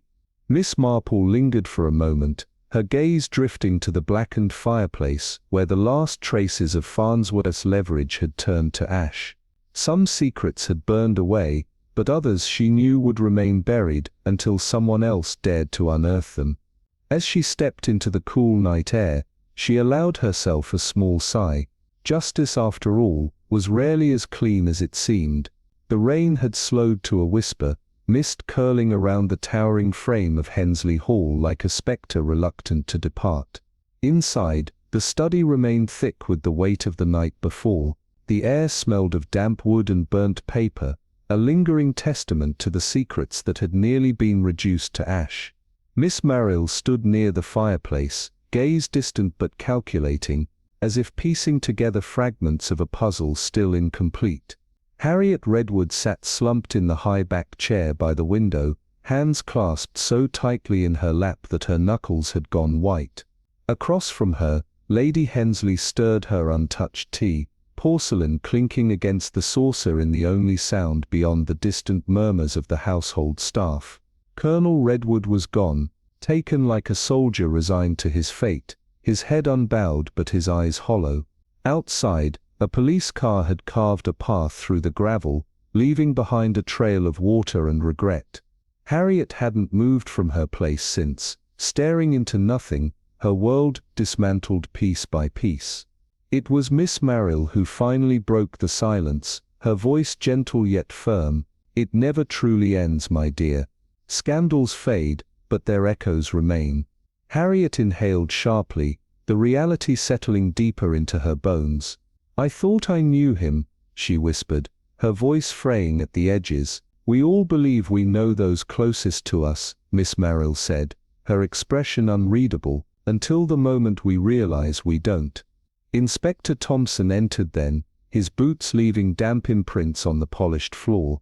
He looked exhausted, the weight of paperwork and inquiries already dragging at his shoulders. "We found traces of the missing documents in the fireplace," he said, running a hand over his stubbled jaw. "Not enough to reconstruct what Farnsworth had, but enough to know he had more than we assumed." Lady Hensley tensed. "More," she echoed. Thompson gave a slow nod. This wasn't just blackmail. Farnsworth wasn't just selling secrets, he was weaving them, turning half-truths into weapons. Miss Marple's fingers tapped lightly against the arm of her chair. "And now those weapons are unaccounted for." A fresh unease settled over the room. Farnsworth may have been silenced, but his game wasn't over. Somewhere, in the burned remnants of his files, or in the minds of those who had paid dearly for their silence, something still lurked. A secret unfinished, a name unspoken, a loose end waiting to unravel. The clock on the mantel chimed, marking the passage of another hour, though the storm in their minds raged on. Harriet finally turned her gaze to Miss Marple, eyes glassy but resolute. "Is it over?" she asked, the question trembling between them like a candle's dying flame. Miss Marple exhaled, a slow measured breath. "For now," she conceded, "but secrets have a way of resurfacing." And outside, beneath the dripping eaves of Hensley Hall, a shadow lingered just beyond the tree line, watching, waiting. The rain had slowed to a whisper, a soft rhythm against the grand windows of Hensley Hall, but inside, the storm still raged. The study, once a sanctuary of intellect and pretense, was now stripped of its former grandeur. Blood had been scrubbed from the floor, but the air remained heavy with the scent of damp wood, old paper, and something more intangible: regret. Colonel Redwood sat in the high-backed chair he had once commanded with authority, now merely another piece of worn furniture in a house that had seen too much.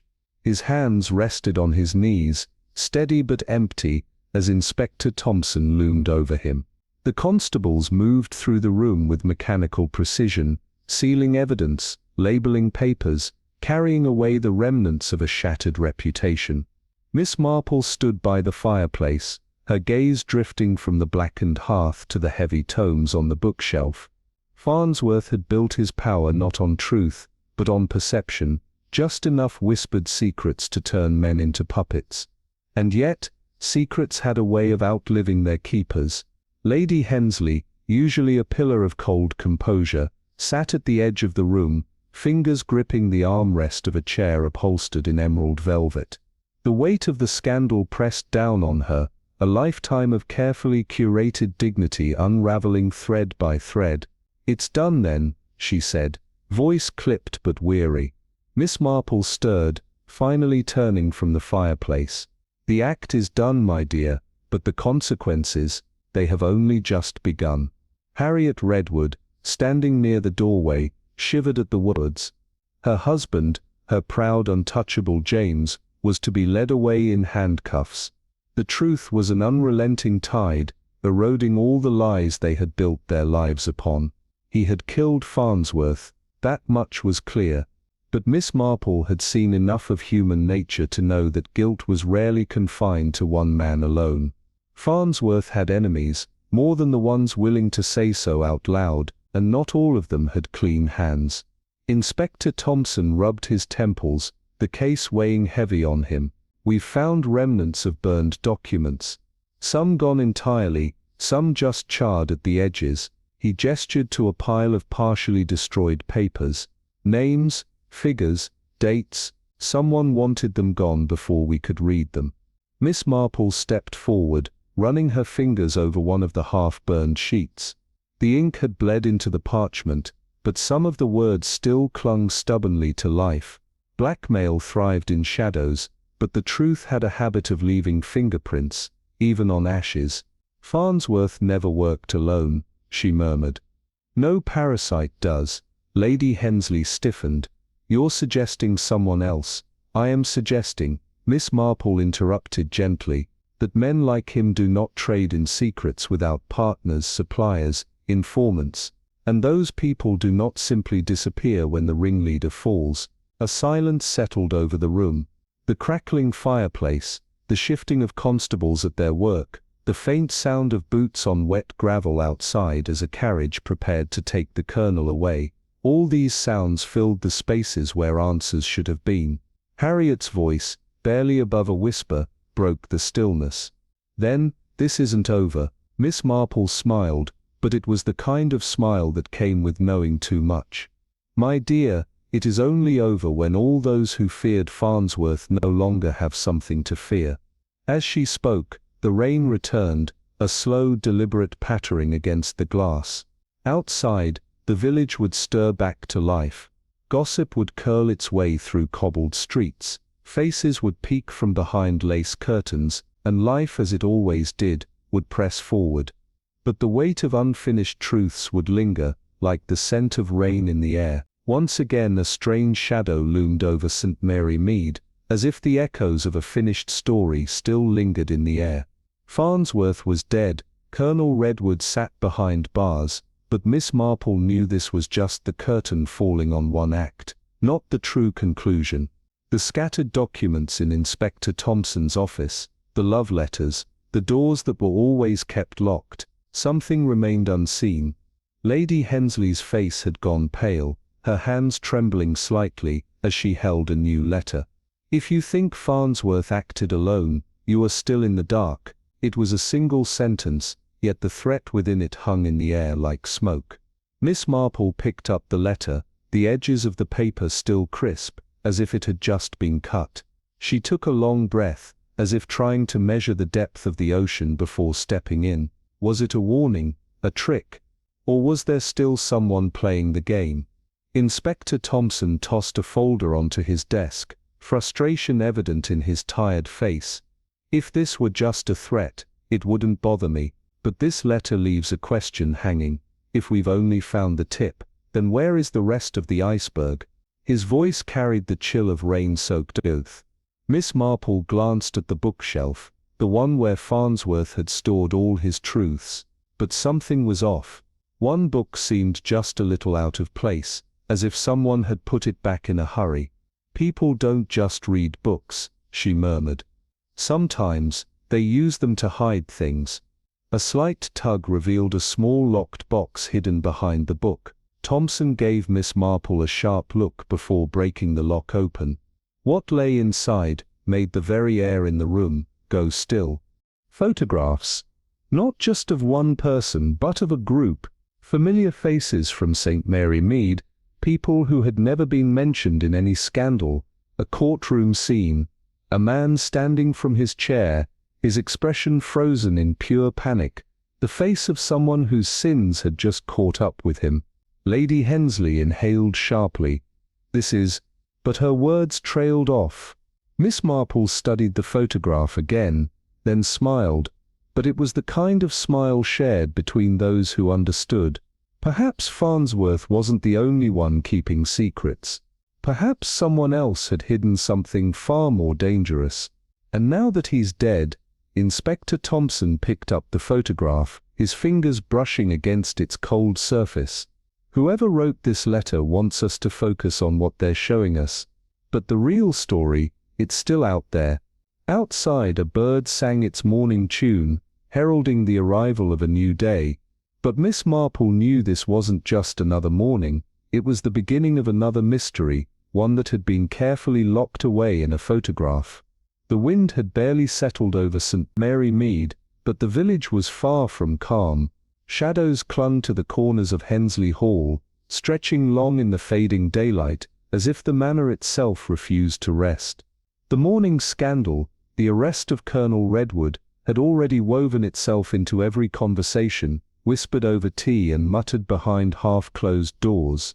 Miss Marple sat quietly in the drawing-room, her hands folded neatly over her lap, but her mind was sifting through the morning's events like a well-trained detective piecing together a fraying tapestry. Lady Hensley had received a letter, one line scrawled in an unfamiliar hand: "You haven't even begun to see the real damage," a warning, a taunt, or simply a reminder that the dead rarely take all their secrets to the grave. Across the village, tongues wagged with the force of a storm. Mrs. Price Ridley had taken to her usual throne at Miss Hartnell's sitting room, where doilies trembled under the weight of porcelain teacups and scandalous theories. "I always knew the Colonel was hiding something," she declared with a pointed glance around the room. "Men like that, too many medals, too much pride, compensation, I say, for a guilty conscience. Then there's Harriet," Miss Hartnell added with a deep frown. "Imagine the poor girl, murder and scandal in the same week. It's indecent." At the bakery, rumors took on new life. Bradley, known for his sharp memory and sharper tongue, leaned across the counter to whisper, "I saw Farnsworth at the post office, just weeks before his death. He wasn't alone. There was a young man with him, nervous sort, clutching an old satchel like his life depended on it. By noon that young man had been reborn in a dozen versions: Farnsworth's secret heir, a jilted lover, a messenger delivering a final warning." And Miss Marple, ever the quiet observer, gathered these morsels as she moved through the village, her cardigan drawn against the late morning chill, her steps measured. It was late afternoon when Harriet Redwood arrived at Miss Marple's cottage. Her knock was hesitant, a soft tap-tap that might have gone unnoticed if Miss Marple hadn't been expecting some ripple from the morning's gossip. She opened the door to find Harriet standing there, tear-streaked and clutching a weathered book to her chest. "Come in, dear," Miss Marple said gently. Inside, the cottage was a world apart from the restless village outside. The steady tick-tock of the grandfather clock filled the air, the faint scent of lavender lingering in the stillness.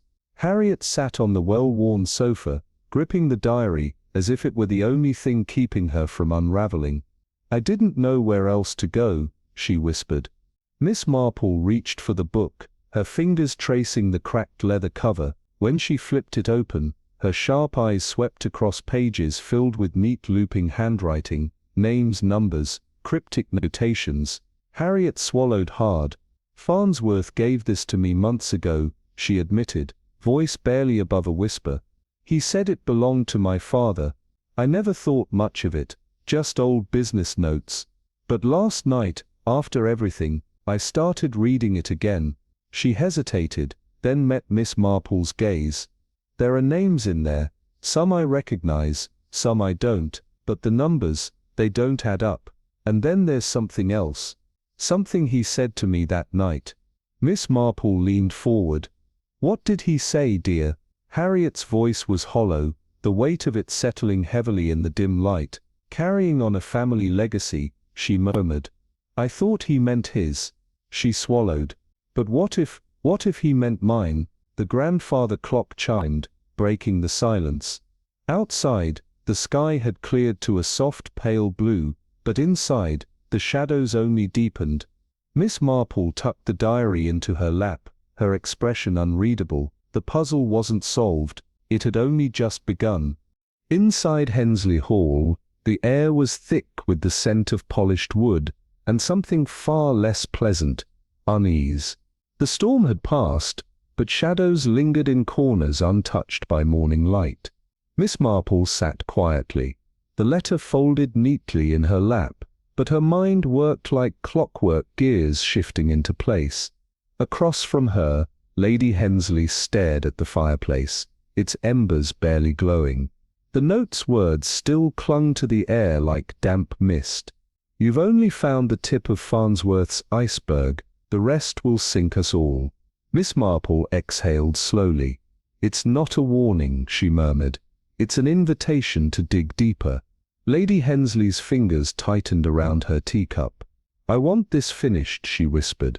"I want my house, my name, my life free from this filth." Miss Marple glanced at the envelope's torn edge. The paper was thick, expensive, but handled recently, the ink still fresh enough to smudge. Whoever had sent it hadn't acted in haste. This was calculated, deliberate. A knock at the door made Lady Hensley flinch. A footman stepped in, expression carefully blank. "Inspector Thompson is here, madam." The drawing-room door opened, revealing Thompson's broad frame, rein still clinging to his coat. He nodded to Miss Marple before setting a bundle of files onto the table with a weary sigh. "We've been through everything Farnsworth left behind," he said. "Ledgers, letters, account books, but something's missing." Miss Marple arched an eyebrow. "You suspect he kept his most valuable secrets elsewhere?" Thompson nodded. "Blackmailers don't just store their treasures in one place. We've uncovered plenty of dirt, but nothing damning enough to explain why someone would kill him." He hesitated, then added, "And nothing that explains that letter." Miss Marple tapped a finger against the envelope. "Whoever sent this knows what we haven't found." Thompson rubbed his temple. "That's the problem. If Farnsworth wasn't working alone," the words hung between them. "A legacy of blackmail, a system, not just a man." A sudden commotion in the hallway made them turn. A constable, breathless, appeared in the doorway. "Sir, we've got something." Thompson stood, Miss Marple rising with him. "What is it?" The constable hesitated. "There's been another letter." A cold draft seemed to pass through the room. "Where?" Miss Marple asked, her voice calm, but her eyes sharp. The constable swallowed. "Delivered straight to the station. No signature, but it's addressed to you." Miss Marple took the envelope with steady hands, her heartbeat betraying none of the thrill she felt. Another puzzle piece. The writing was different this time, still careful, still measured, but with a new message: "You're looking in the wrong place. The real secret isn't in the ledgers, it's in the blood." The silence in the room was thick as fog. Lady Hensley exhaled sharply, gripping the arm of her chair. "Blood?" Thompson muttered. "What the hell does that mean?" Miss Marple's mind was already moving, tracing the possibilities.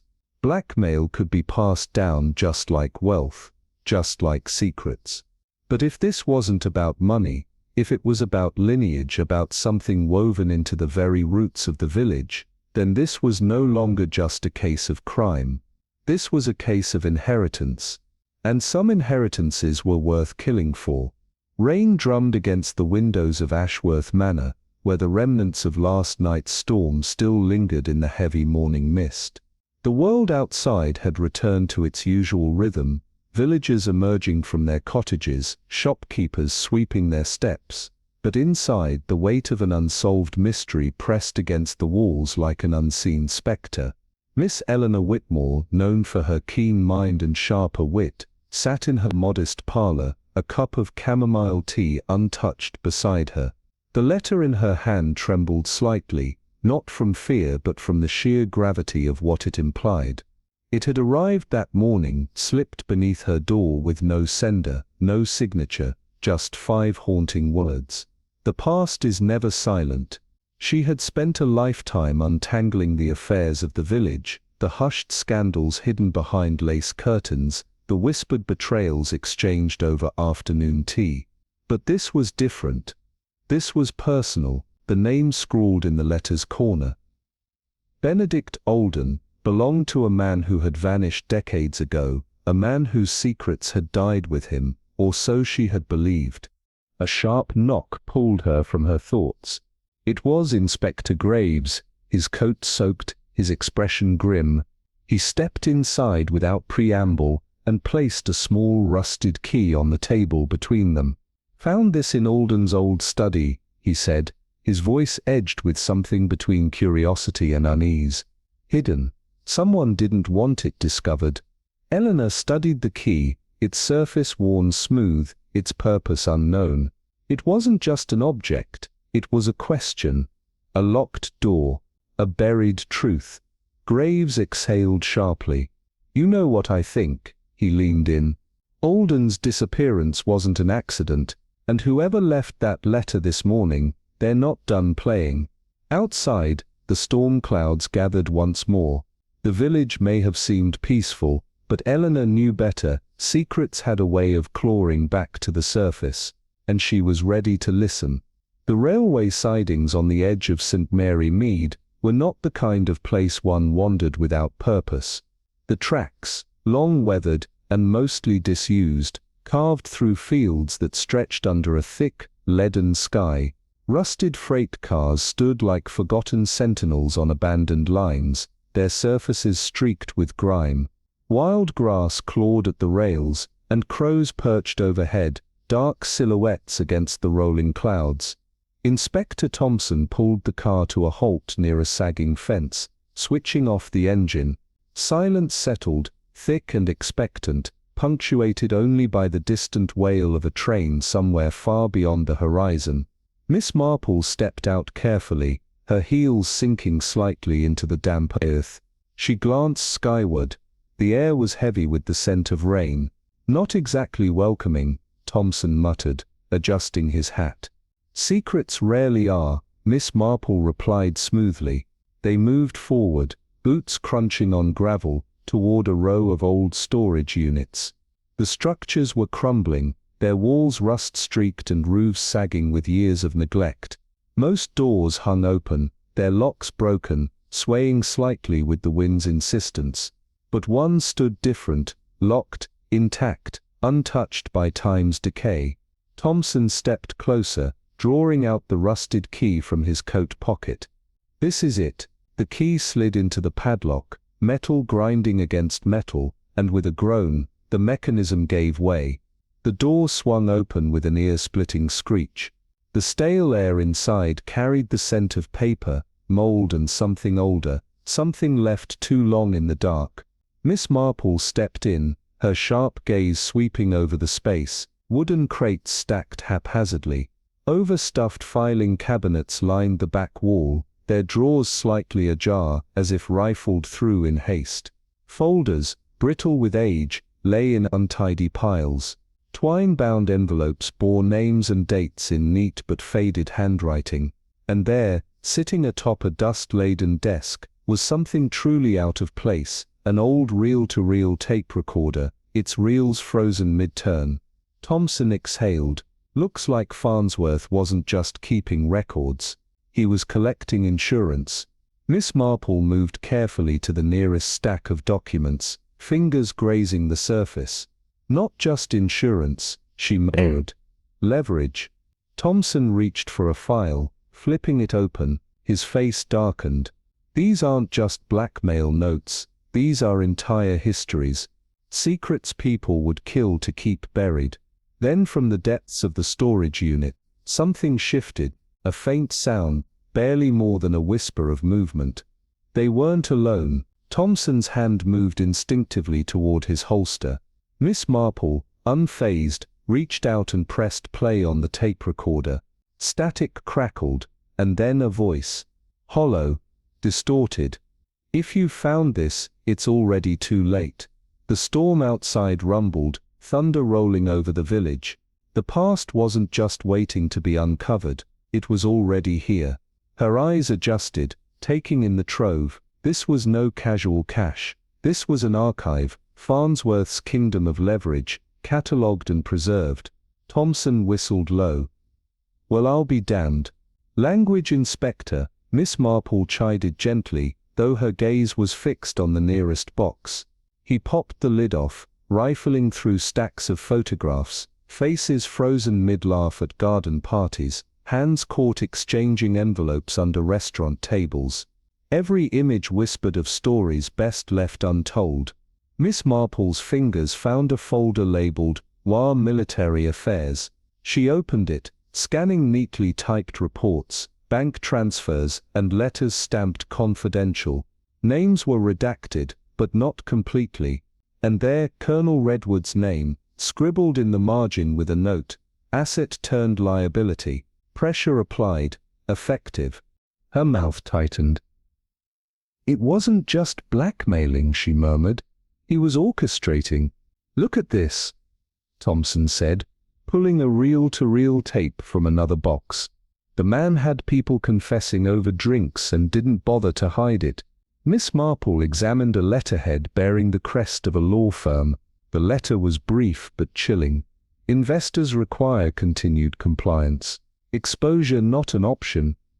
Investors, she repeated. He wasn't working alone. That tracks, Thompson said grimly. Blackmail's a lucrative business. No surprise someone else was bankrolling him.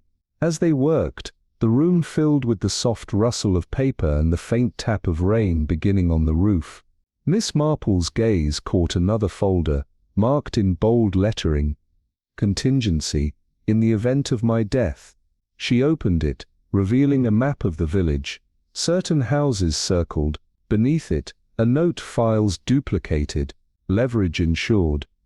She glanced at Thompson. This goes deeper than Redwood. Yeah, he muttered. Deep enough to swallow half the county.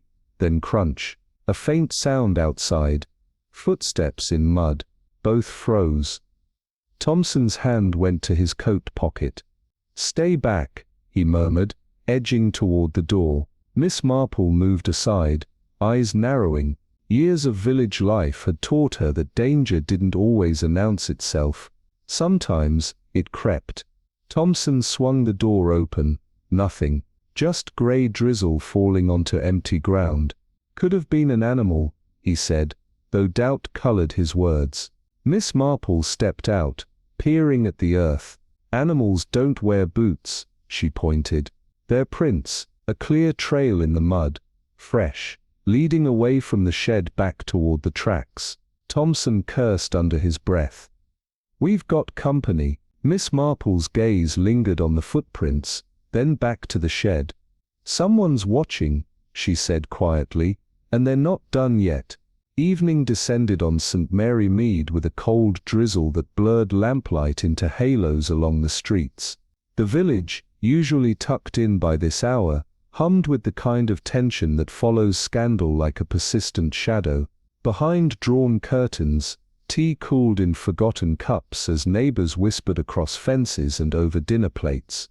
Farnsworth's death had left ripples, and with each passing day they spread wider. Miss Marple's cottage, warm against the encroaching damp, was an island of calm. The fire crackled softly, casting amber light across shelves lined with old books and delicate porcelain figurines. Her knitting lay on the armrest of her chair, needles resting beside an untouched cup of tea. Outside, rain pattered on the window panes, steady, soothing, then knock. The sound broke the peace like a stone tossed into still water. Miss Marple opened the door. Standing on her stoop was Dr. Lionel Westing. Rain clung to his overcoat, his hat pulled low, but it failed to conceal the strain etched into his features. His usual crispness, starched collars and confident posture had melted under the weight of worry. His eyes, quick and clinical in the surgery, darted now with something else. Fear. Miss Marple, he began, voice rougher than usual, may I come in? Of course, doctor, she said, stepping aside, you look half drowned. Sit by the fire, I'll fetch you something warm. He shook his head. No tea. He stopped himself, exhaling hard. I don't have time for pleasantries. But he accepted the chair nearest the flames, shoulders sagging. He rubbed his face, hands trembling. Miss Marple settled opposite him, calm as ever. This isn't like you, Dr. Westing, she remarked gently. You've been under pressure, she said softly, her eyes never leaving his. The words hung in the air, heavy with meaning. He didn't respond right away, his gaze fixed on the flickering fire. Finally he muttered, I am under pressure. A long silence stretched between them, punctuated only by the occasional crackle from the fire. Miss Marple didn't rush him. She waited as she always did with a calm, unflappable patience. Westing took a deep breath, his fingers clenched into tight fists at his sides. Farnsworth came to me 6 months ago, he said, his voice tight with the weight of a secret too long held. Claimed he had proof of malpractice. He shook his head as though trying to shake the memory off. A patient died on my watch. It was tragic, complications, nothing more, but Farnsworth twisted it. He found some disgruntled nurse, some letter, some testimony, enough to ruin me, to smear my name if he wanted. And he wanted. Miss Marple said nothing, simply watching him, her face impassive. Westing's laughter was bitter, hollow. He said I could make it all go away, if I paid, but I refused, thought I could ignore it, thought it would pass. His voice faltered, but the letters started. Anonymous.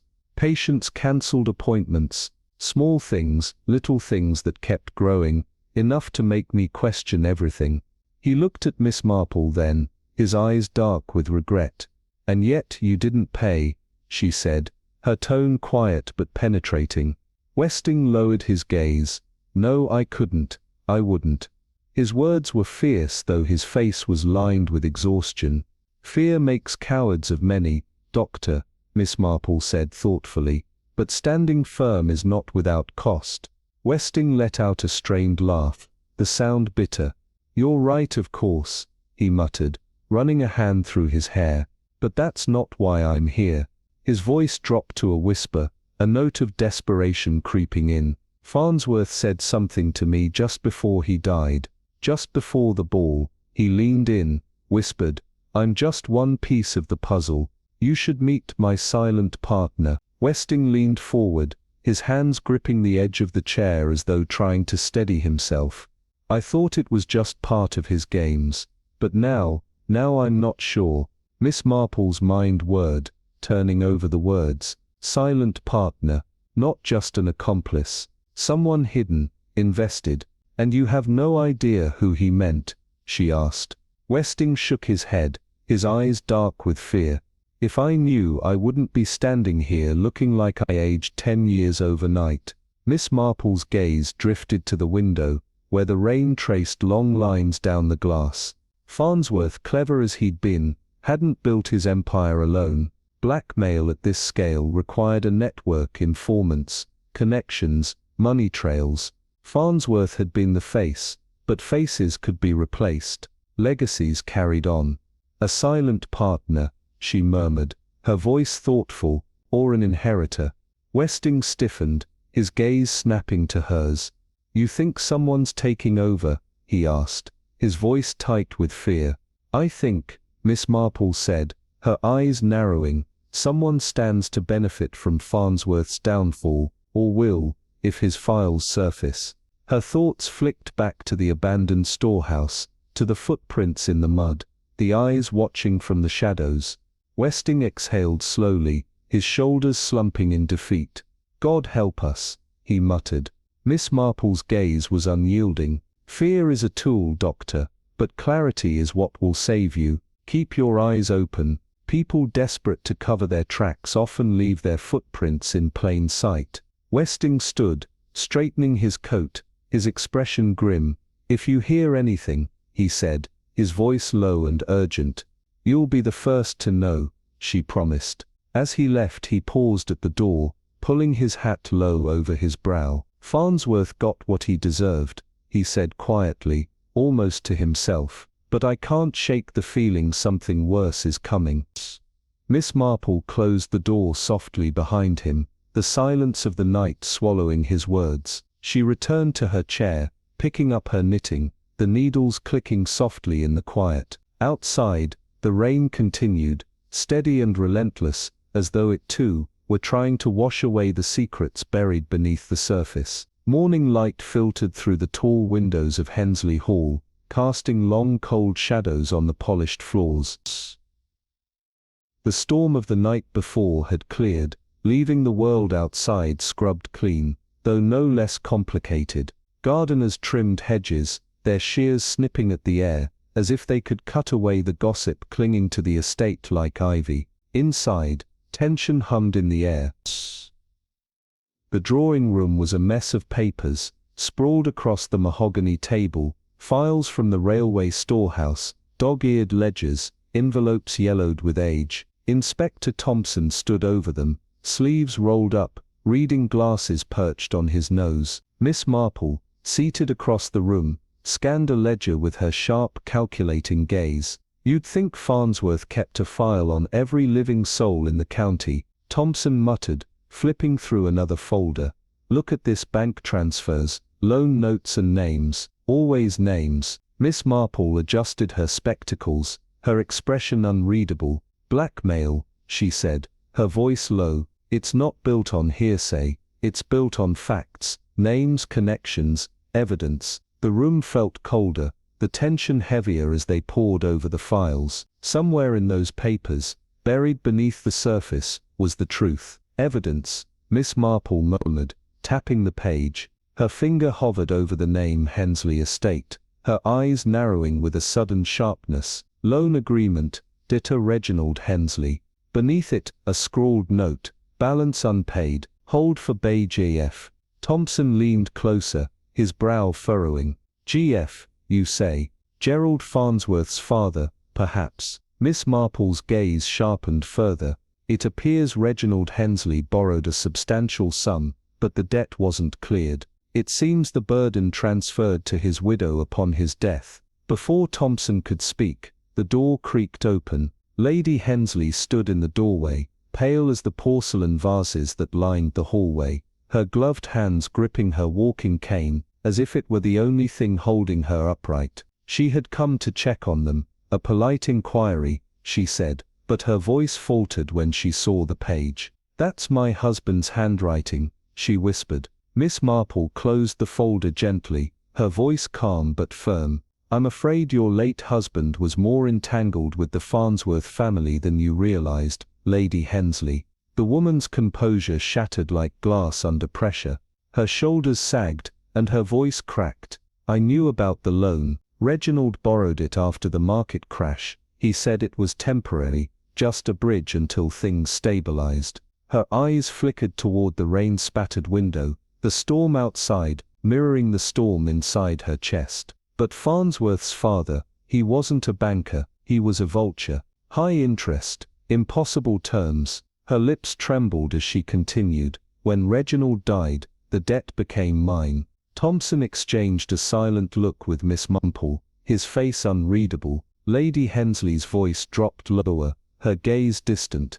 Gerald picked up where his father left off. Letters, quiet threats, appearances at dinner parties with those thinly veiled remarks. Her hand trembled as she gestured toward the papers. "I paid what I could, but there was always more, always a new demand." Her eyes were wide with panic. "If this gets out, the scandal." Miss Marple's voice softened with understanding.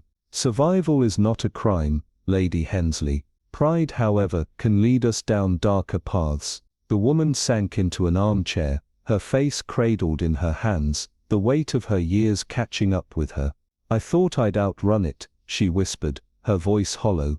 "But you never outrun these things, do you?"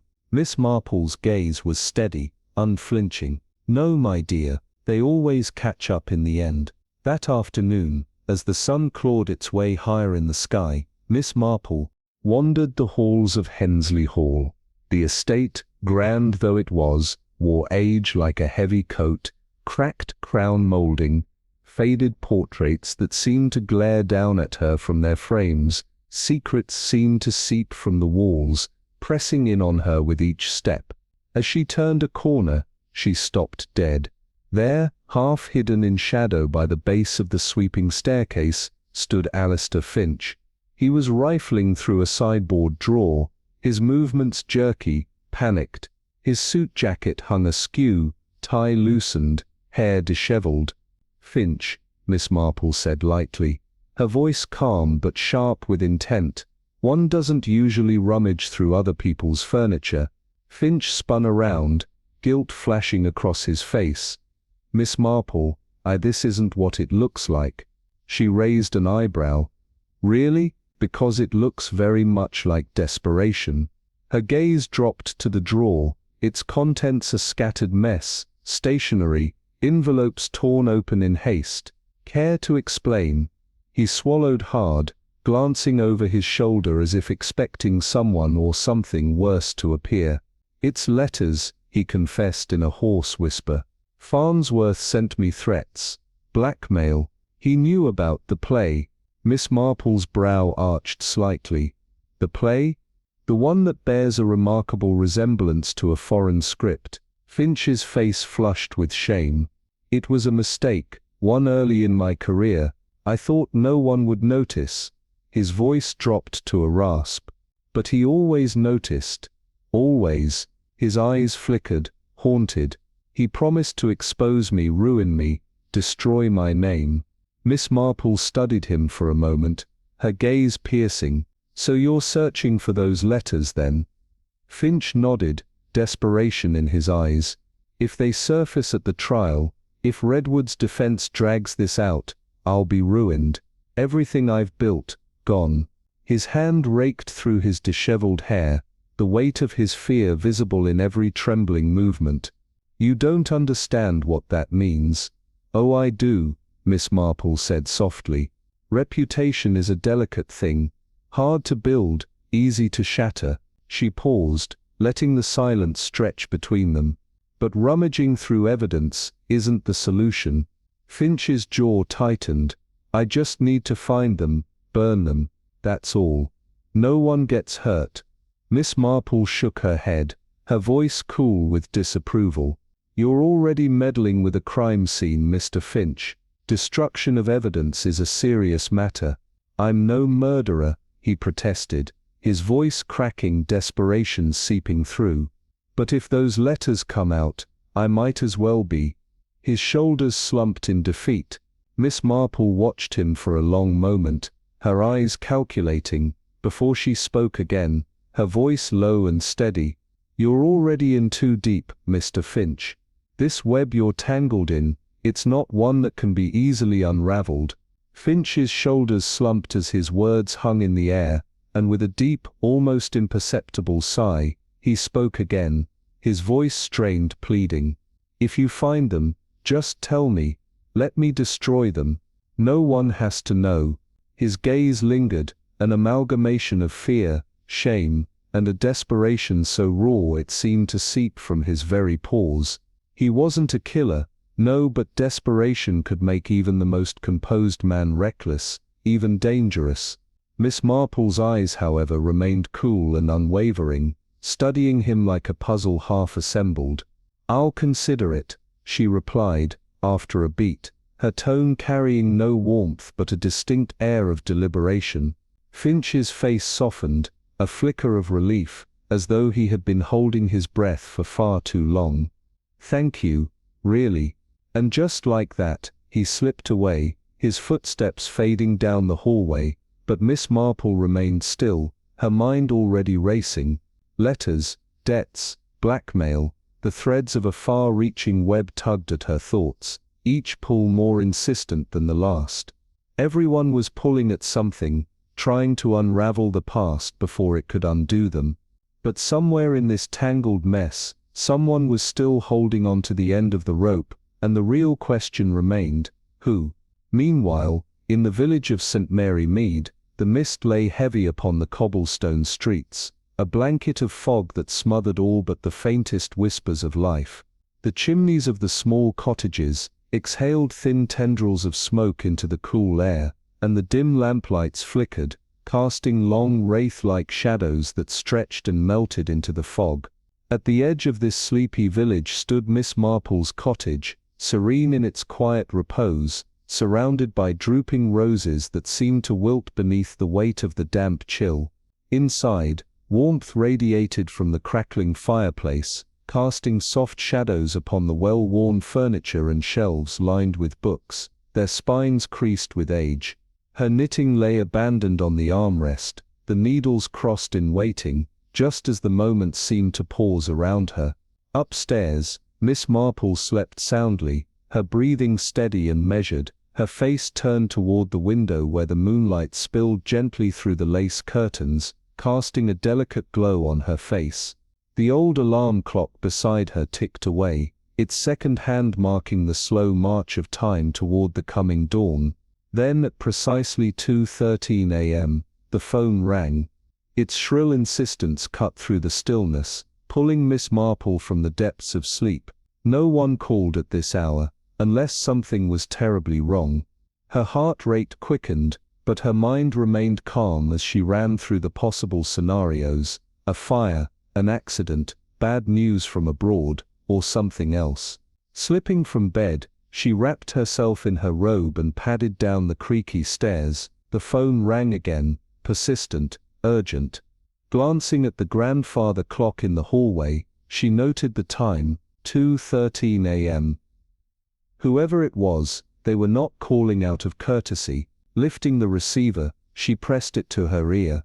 Yes, Jane Marple speaking. Silence. The faintest sound filtered through, a slow, steady breath, deliberate and unhurried, as if someone were listening but not speaking. She waited a moment before speaking again. Hello, is someone there? The breathing continued, closer now, almost too close, as though the caller had leaned in, as if waiting for something. Then with a soft click, the line went dead.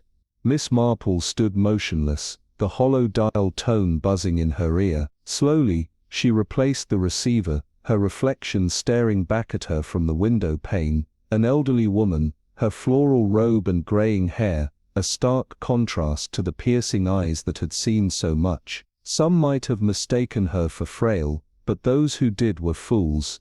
Her thoughts were sharp as she turned off the lamp and moved toward the window. Parting the curtains with careful fingers, she peered into the thick fog outside.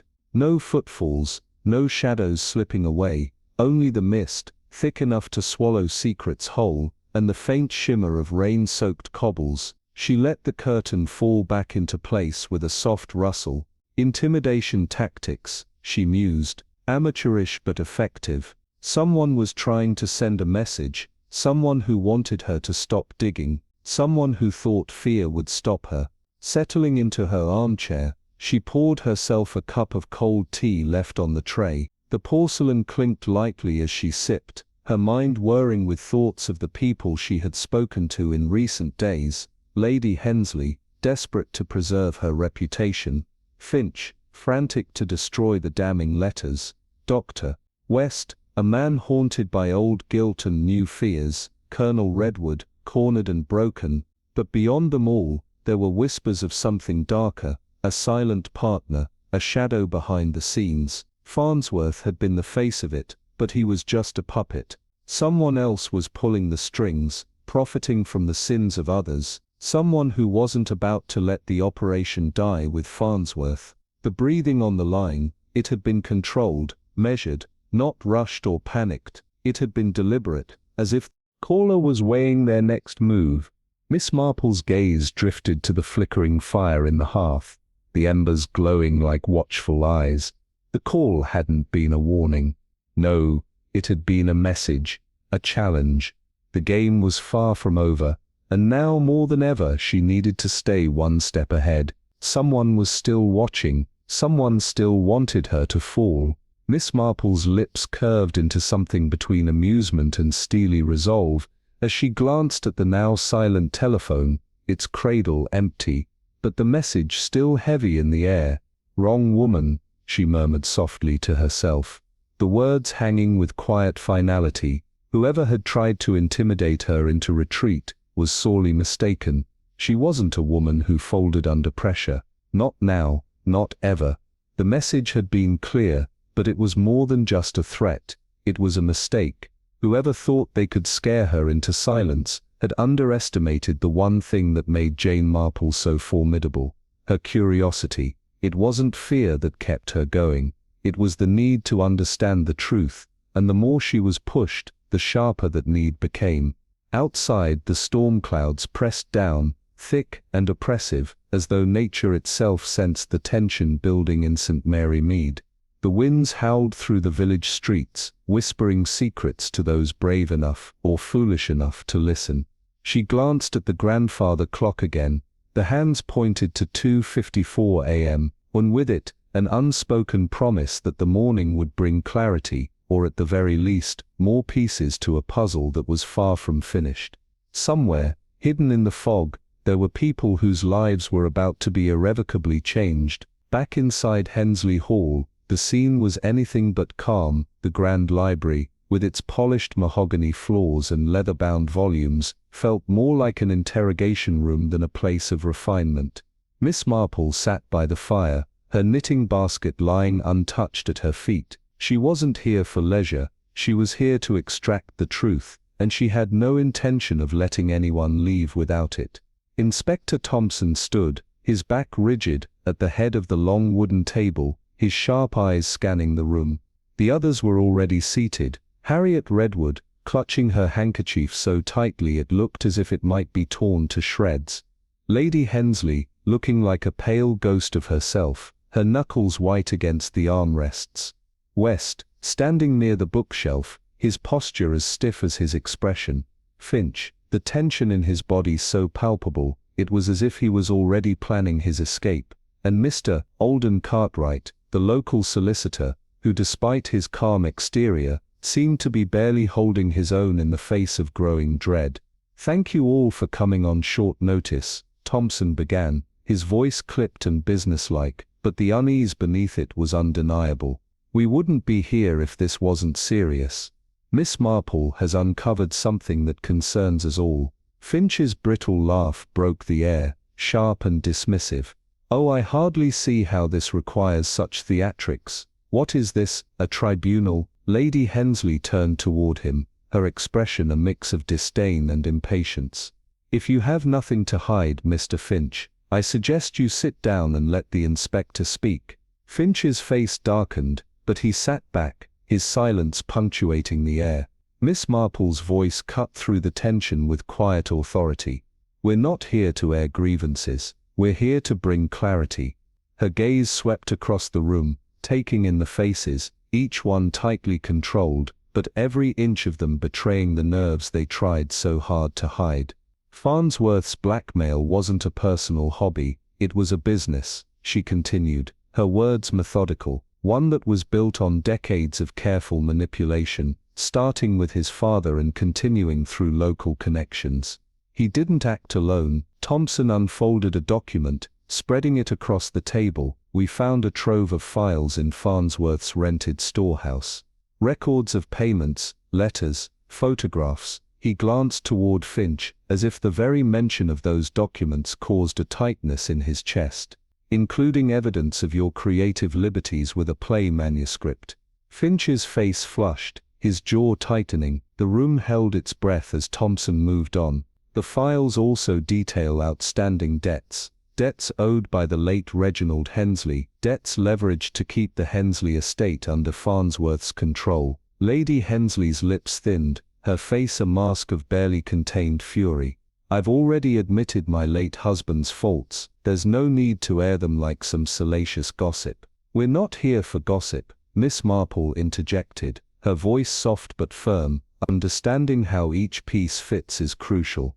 Farnsworth exploited vulnerabilities, debts, secrets, reputations, and he didn't act alone." Cartwright adjusted his glasses, his face now more serious than before. "The files reference payments to unnamed investors, recurring mentions of silent partners. It seems Farnsworth's blackmail ring was well funded." A murmur rippled through the room.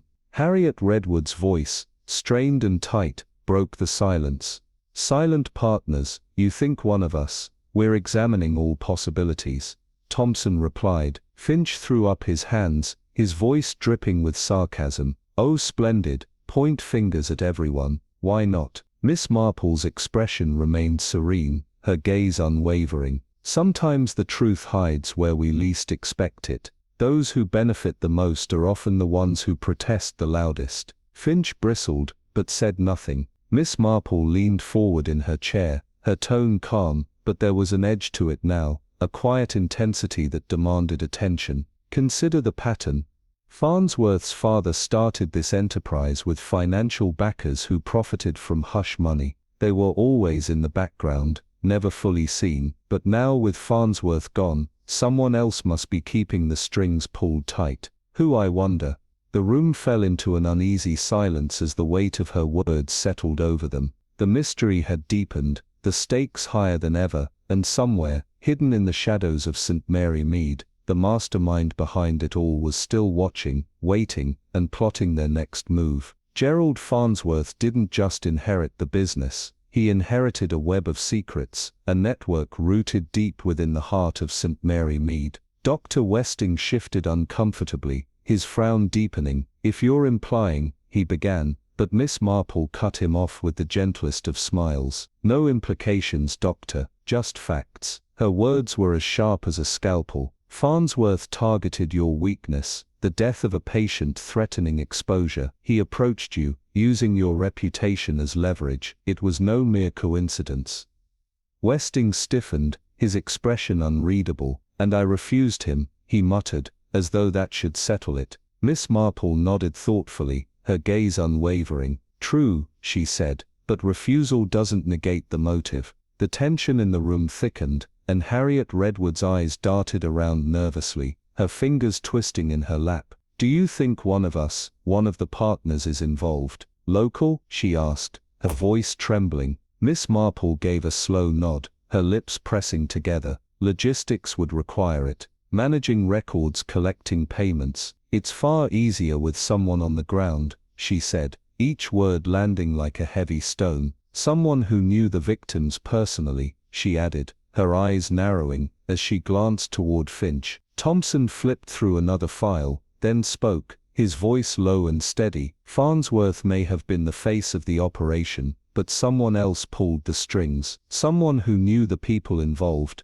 Someone who knew how to work behind the scenes." All eyes turned toward Lady Hensley, whose lips thinned into a hard line. She straightened in her chair, her voice icy with indignation.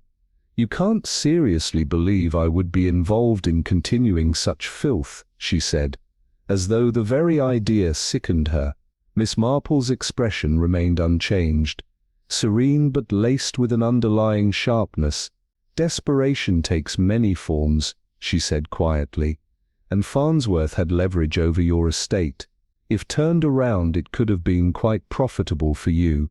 Lady Hensley's nostrils flared. "I endured years of that man's threats," she snapped. "Do you think I'd ever partner with him?" Finch, ever the restless one, muttered under his breath, "None of this proves anything." Miss Marple's gaze fixed on him, a small but firm smile on her lips. "You're right, Mr. Finch," she said, "but let's consider your own involvement. Letters threatening to destroy your career. Could that kind of desperation breed collaboration?" Finch's face contorted with anger. "I was blackmailed," he shot back. "Not an accomplice." Thompson's sharp eyes shifted to Dr. Westing. "And what about you, Doctor? Any reason to believe Farnsworth's threats extended beyond what you've already shared?" Westing's jaw clenched. "He had leverage, yes," he admitted, "but that doesn't mean I worked with him." Harriet's voice quivered as she spoke. "Then, who?" Miss Marple's pause was deliberate, the weight of it hanging in the air.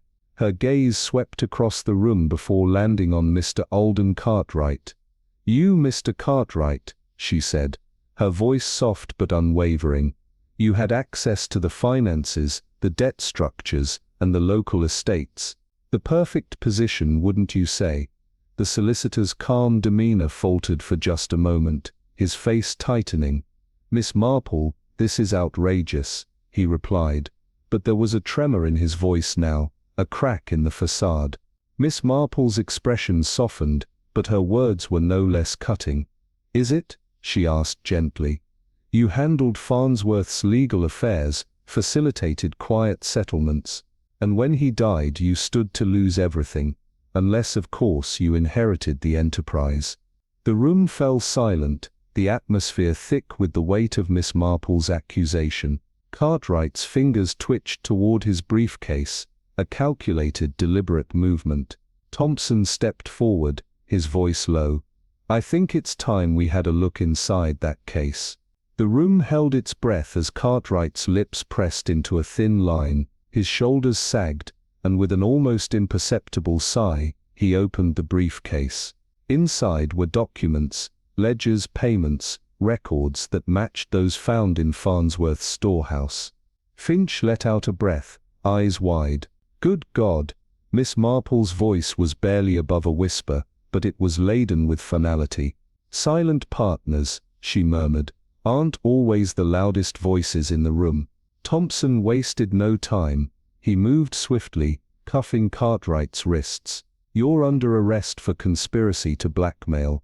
The solicitor's fate was sealed as he was led out of the room, the quiet click of the handcuffs echoing in the heavy silence. Outside, the rain had begun to ease, the storm now little more than a gentle drizzle against the windows. Inside Hensley Hall, however, the tension remained, as if the storm had only just passed. The fire in the hearth had dwindled, casting long shadows across the room's dark oak panels. Lady Hensley's cigarette smoke curled upward in slow, languid spirals, a perfect reflection of the turmoil that had just passed. Inspector Thompson stood near the door, his arms folded, his gaze steady on the entrance as if anticipating further trouble. Miss Marple, still seated in her usual armchair, had set aside her knitting, her expression calm, but the sharpness in her eyes betrayed the mind working swiftly through the final pieces of the puzzle. The door creaked open, and a young man stepped inside, his features nervous and hesitant. No older than 24, he was dressed in a suit too large for him, the fabric hanging awkwardly from his thin frame. His shoes were scuffed, caked with mud, and his eyes darted around the room, avoiding the gazes of the others. "Harold Wren," Thompson said, his voice steady but questioning. "Junior clerk at Cartwright's office." Miss Marple's lips pressed into a thin line. She had heard the whispers, village gossip about a young man seen trailing behind Farnsworth in the weeks leading up to his death. Nervous, eager, easily overlooked. Harold shifted nervously, his hands trembling as he clutched his hat. I didn't mean for it to get this far," he stammered. I thought it was just a way to make extra money, collecting hush money." The room fell into a tense silence, the weight of his words hanging in the air like a storm cloud, and once again, the pieces of the puzzle fell into place, one by one revealing the shadowy figures who had pulled the strings from behind the curtain. Harold Wren's face crumpled as he shifted uncomfortably in his seat, his hands trembling at his sides. "It was just business," he muttered, his voice hollow. "People wanted to pay to keep things quiet, that's all." Lady Hensley's gaze snapped to him, her body stiffening as her voice cut through the tension in the room like a blade, each word weighted with disgust. "You've only found the tip of Farnsworth's iceberg, Harold," she said, her tone like ice. Harold's gaze dropped to the floor, guilt gnawing at him like a constant ache. "I panicked," he whispered, his voice strained with remorse. "I thought if I scared you, maybe you'd pay. I needed the money. I didn't think it'd go this far." Thompson's eyes hardened, narrowing as he stepped closer, his voice a low growl. "You threatened people's lives, Wren. That's not a mistake, it's extortion." Harold's eyes welled with tears, his voice cracking under the weight of the accusation. "I didn't kill him," he cried, shaking his head desperately.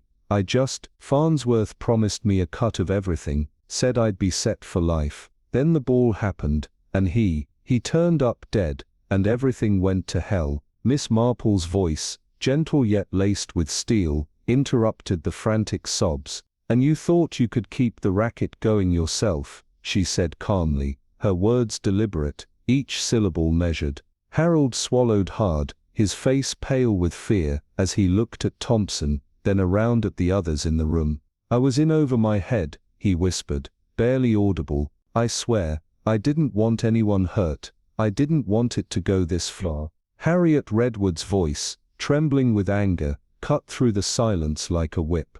"You think blackmail is harmless, Wren. You ruined lives, do you understand that?" The words hit him with a brutal force, and Harold visibly wilted, guilt seeping into every line of his body. His head hung low, shoulders sagging under the weight of his actions. Sorry," he muttered, barely able to meet anyone's gaze. Thompson stepped forward, his face hardening with finality. With a metallic click, he snapped the handcuffs on Harold's wrists, the sound echoing in the charged silence of the room. "You'll have plenty of time to be sorry," Thompson said coldly, guiding the young man out of the room. As the door closed behind them, the space seemed to empty, yet grow heavier, as if the storm had passed but left a lingering, suffocating weight in its wake. Lady Hensley exhaled a long plume of smoke, the tendrils curling toward the ceiling, a visual echo of the chaos that had just unfolded. Her voice, soft yet laced with disgust, filled the room. Imagine all that destruction, all that fear, and it was him, a boy barely old enough to shave. Miss Marple's voice, quiet yet steady, broke through the grim air. Sometimes the greatest cruelties come from the most unassuming faces. Her words hung in the air like a haunting truth, and for a moment, the silence felt suffocating, as though they were all drowning in the consequences of a boy's desperation.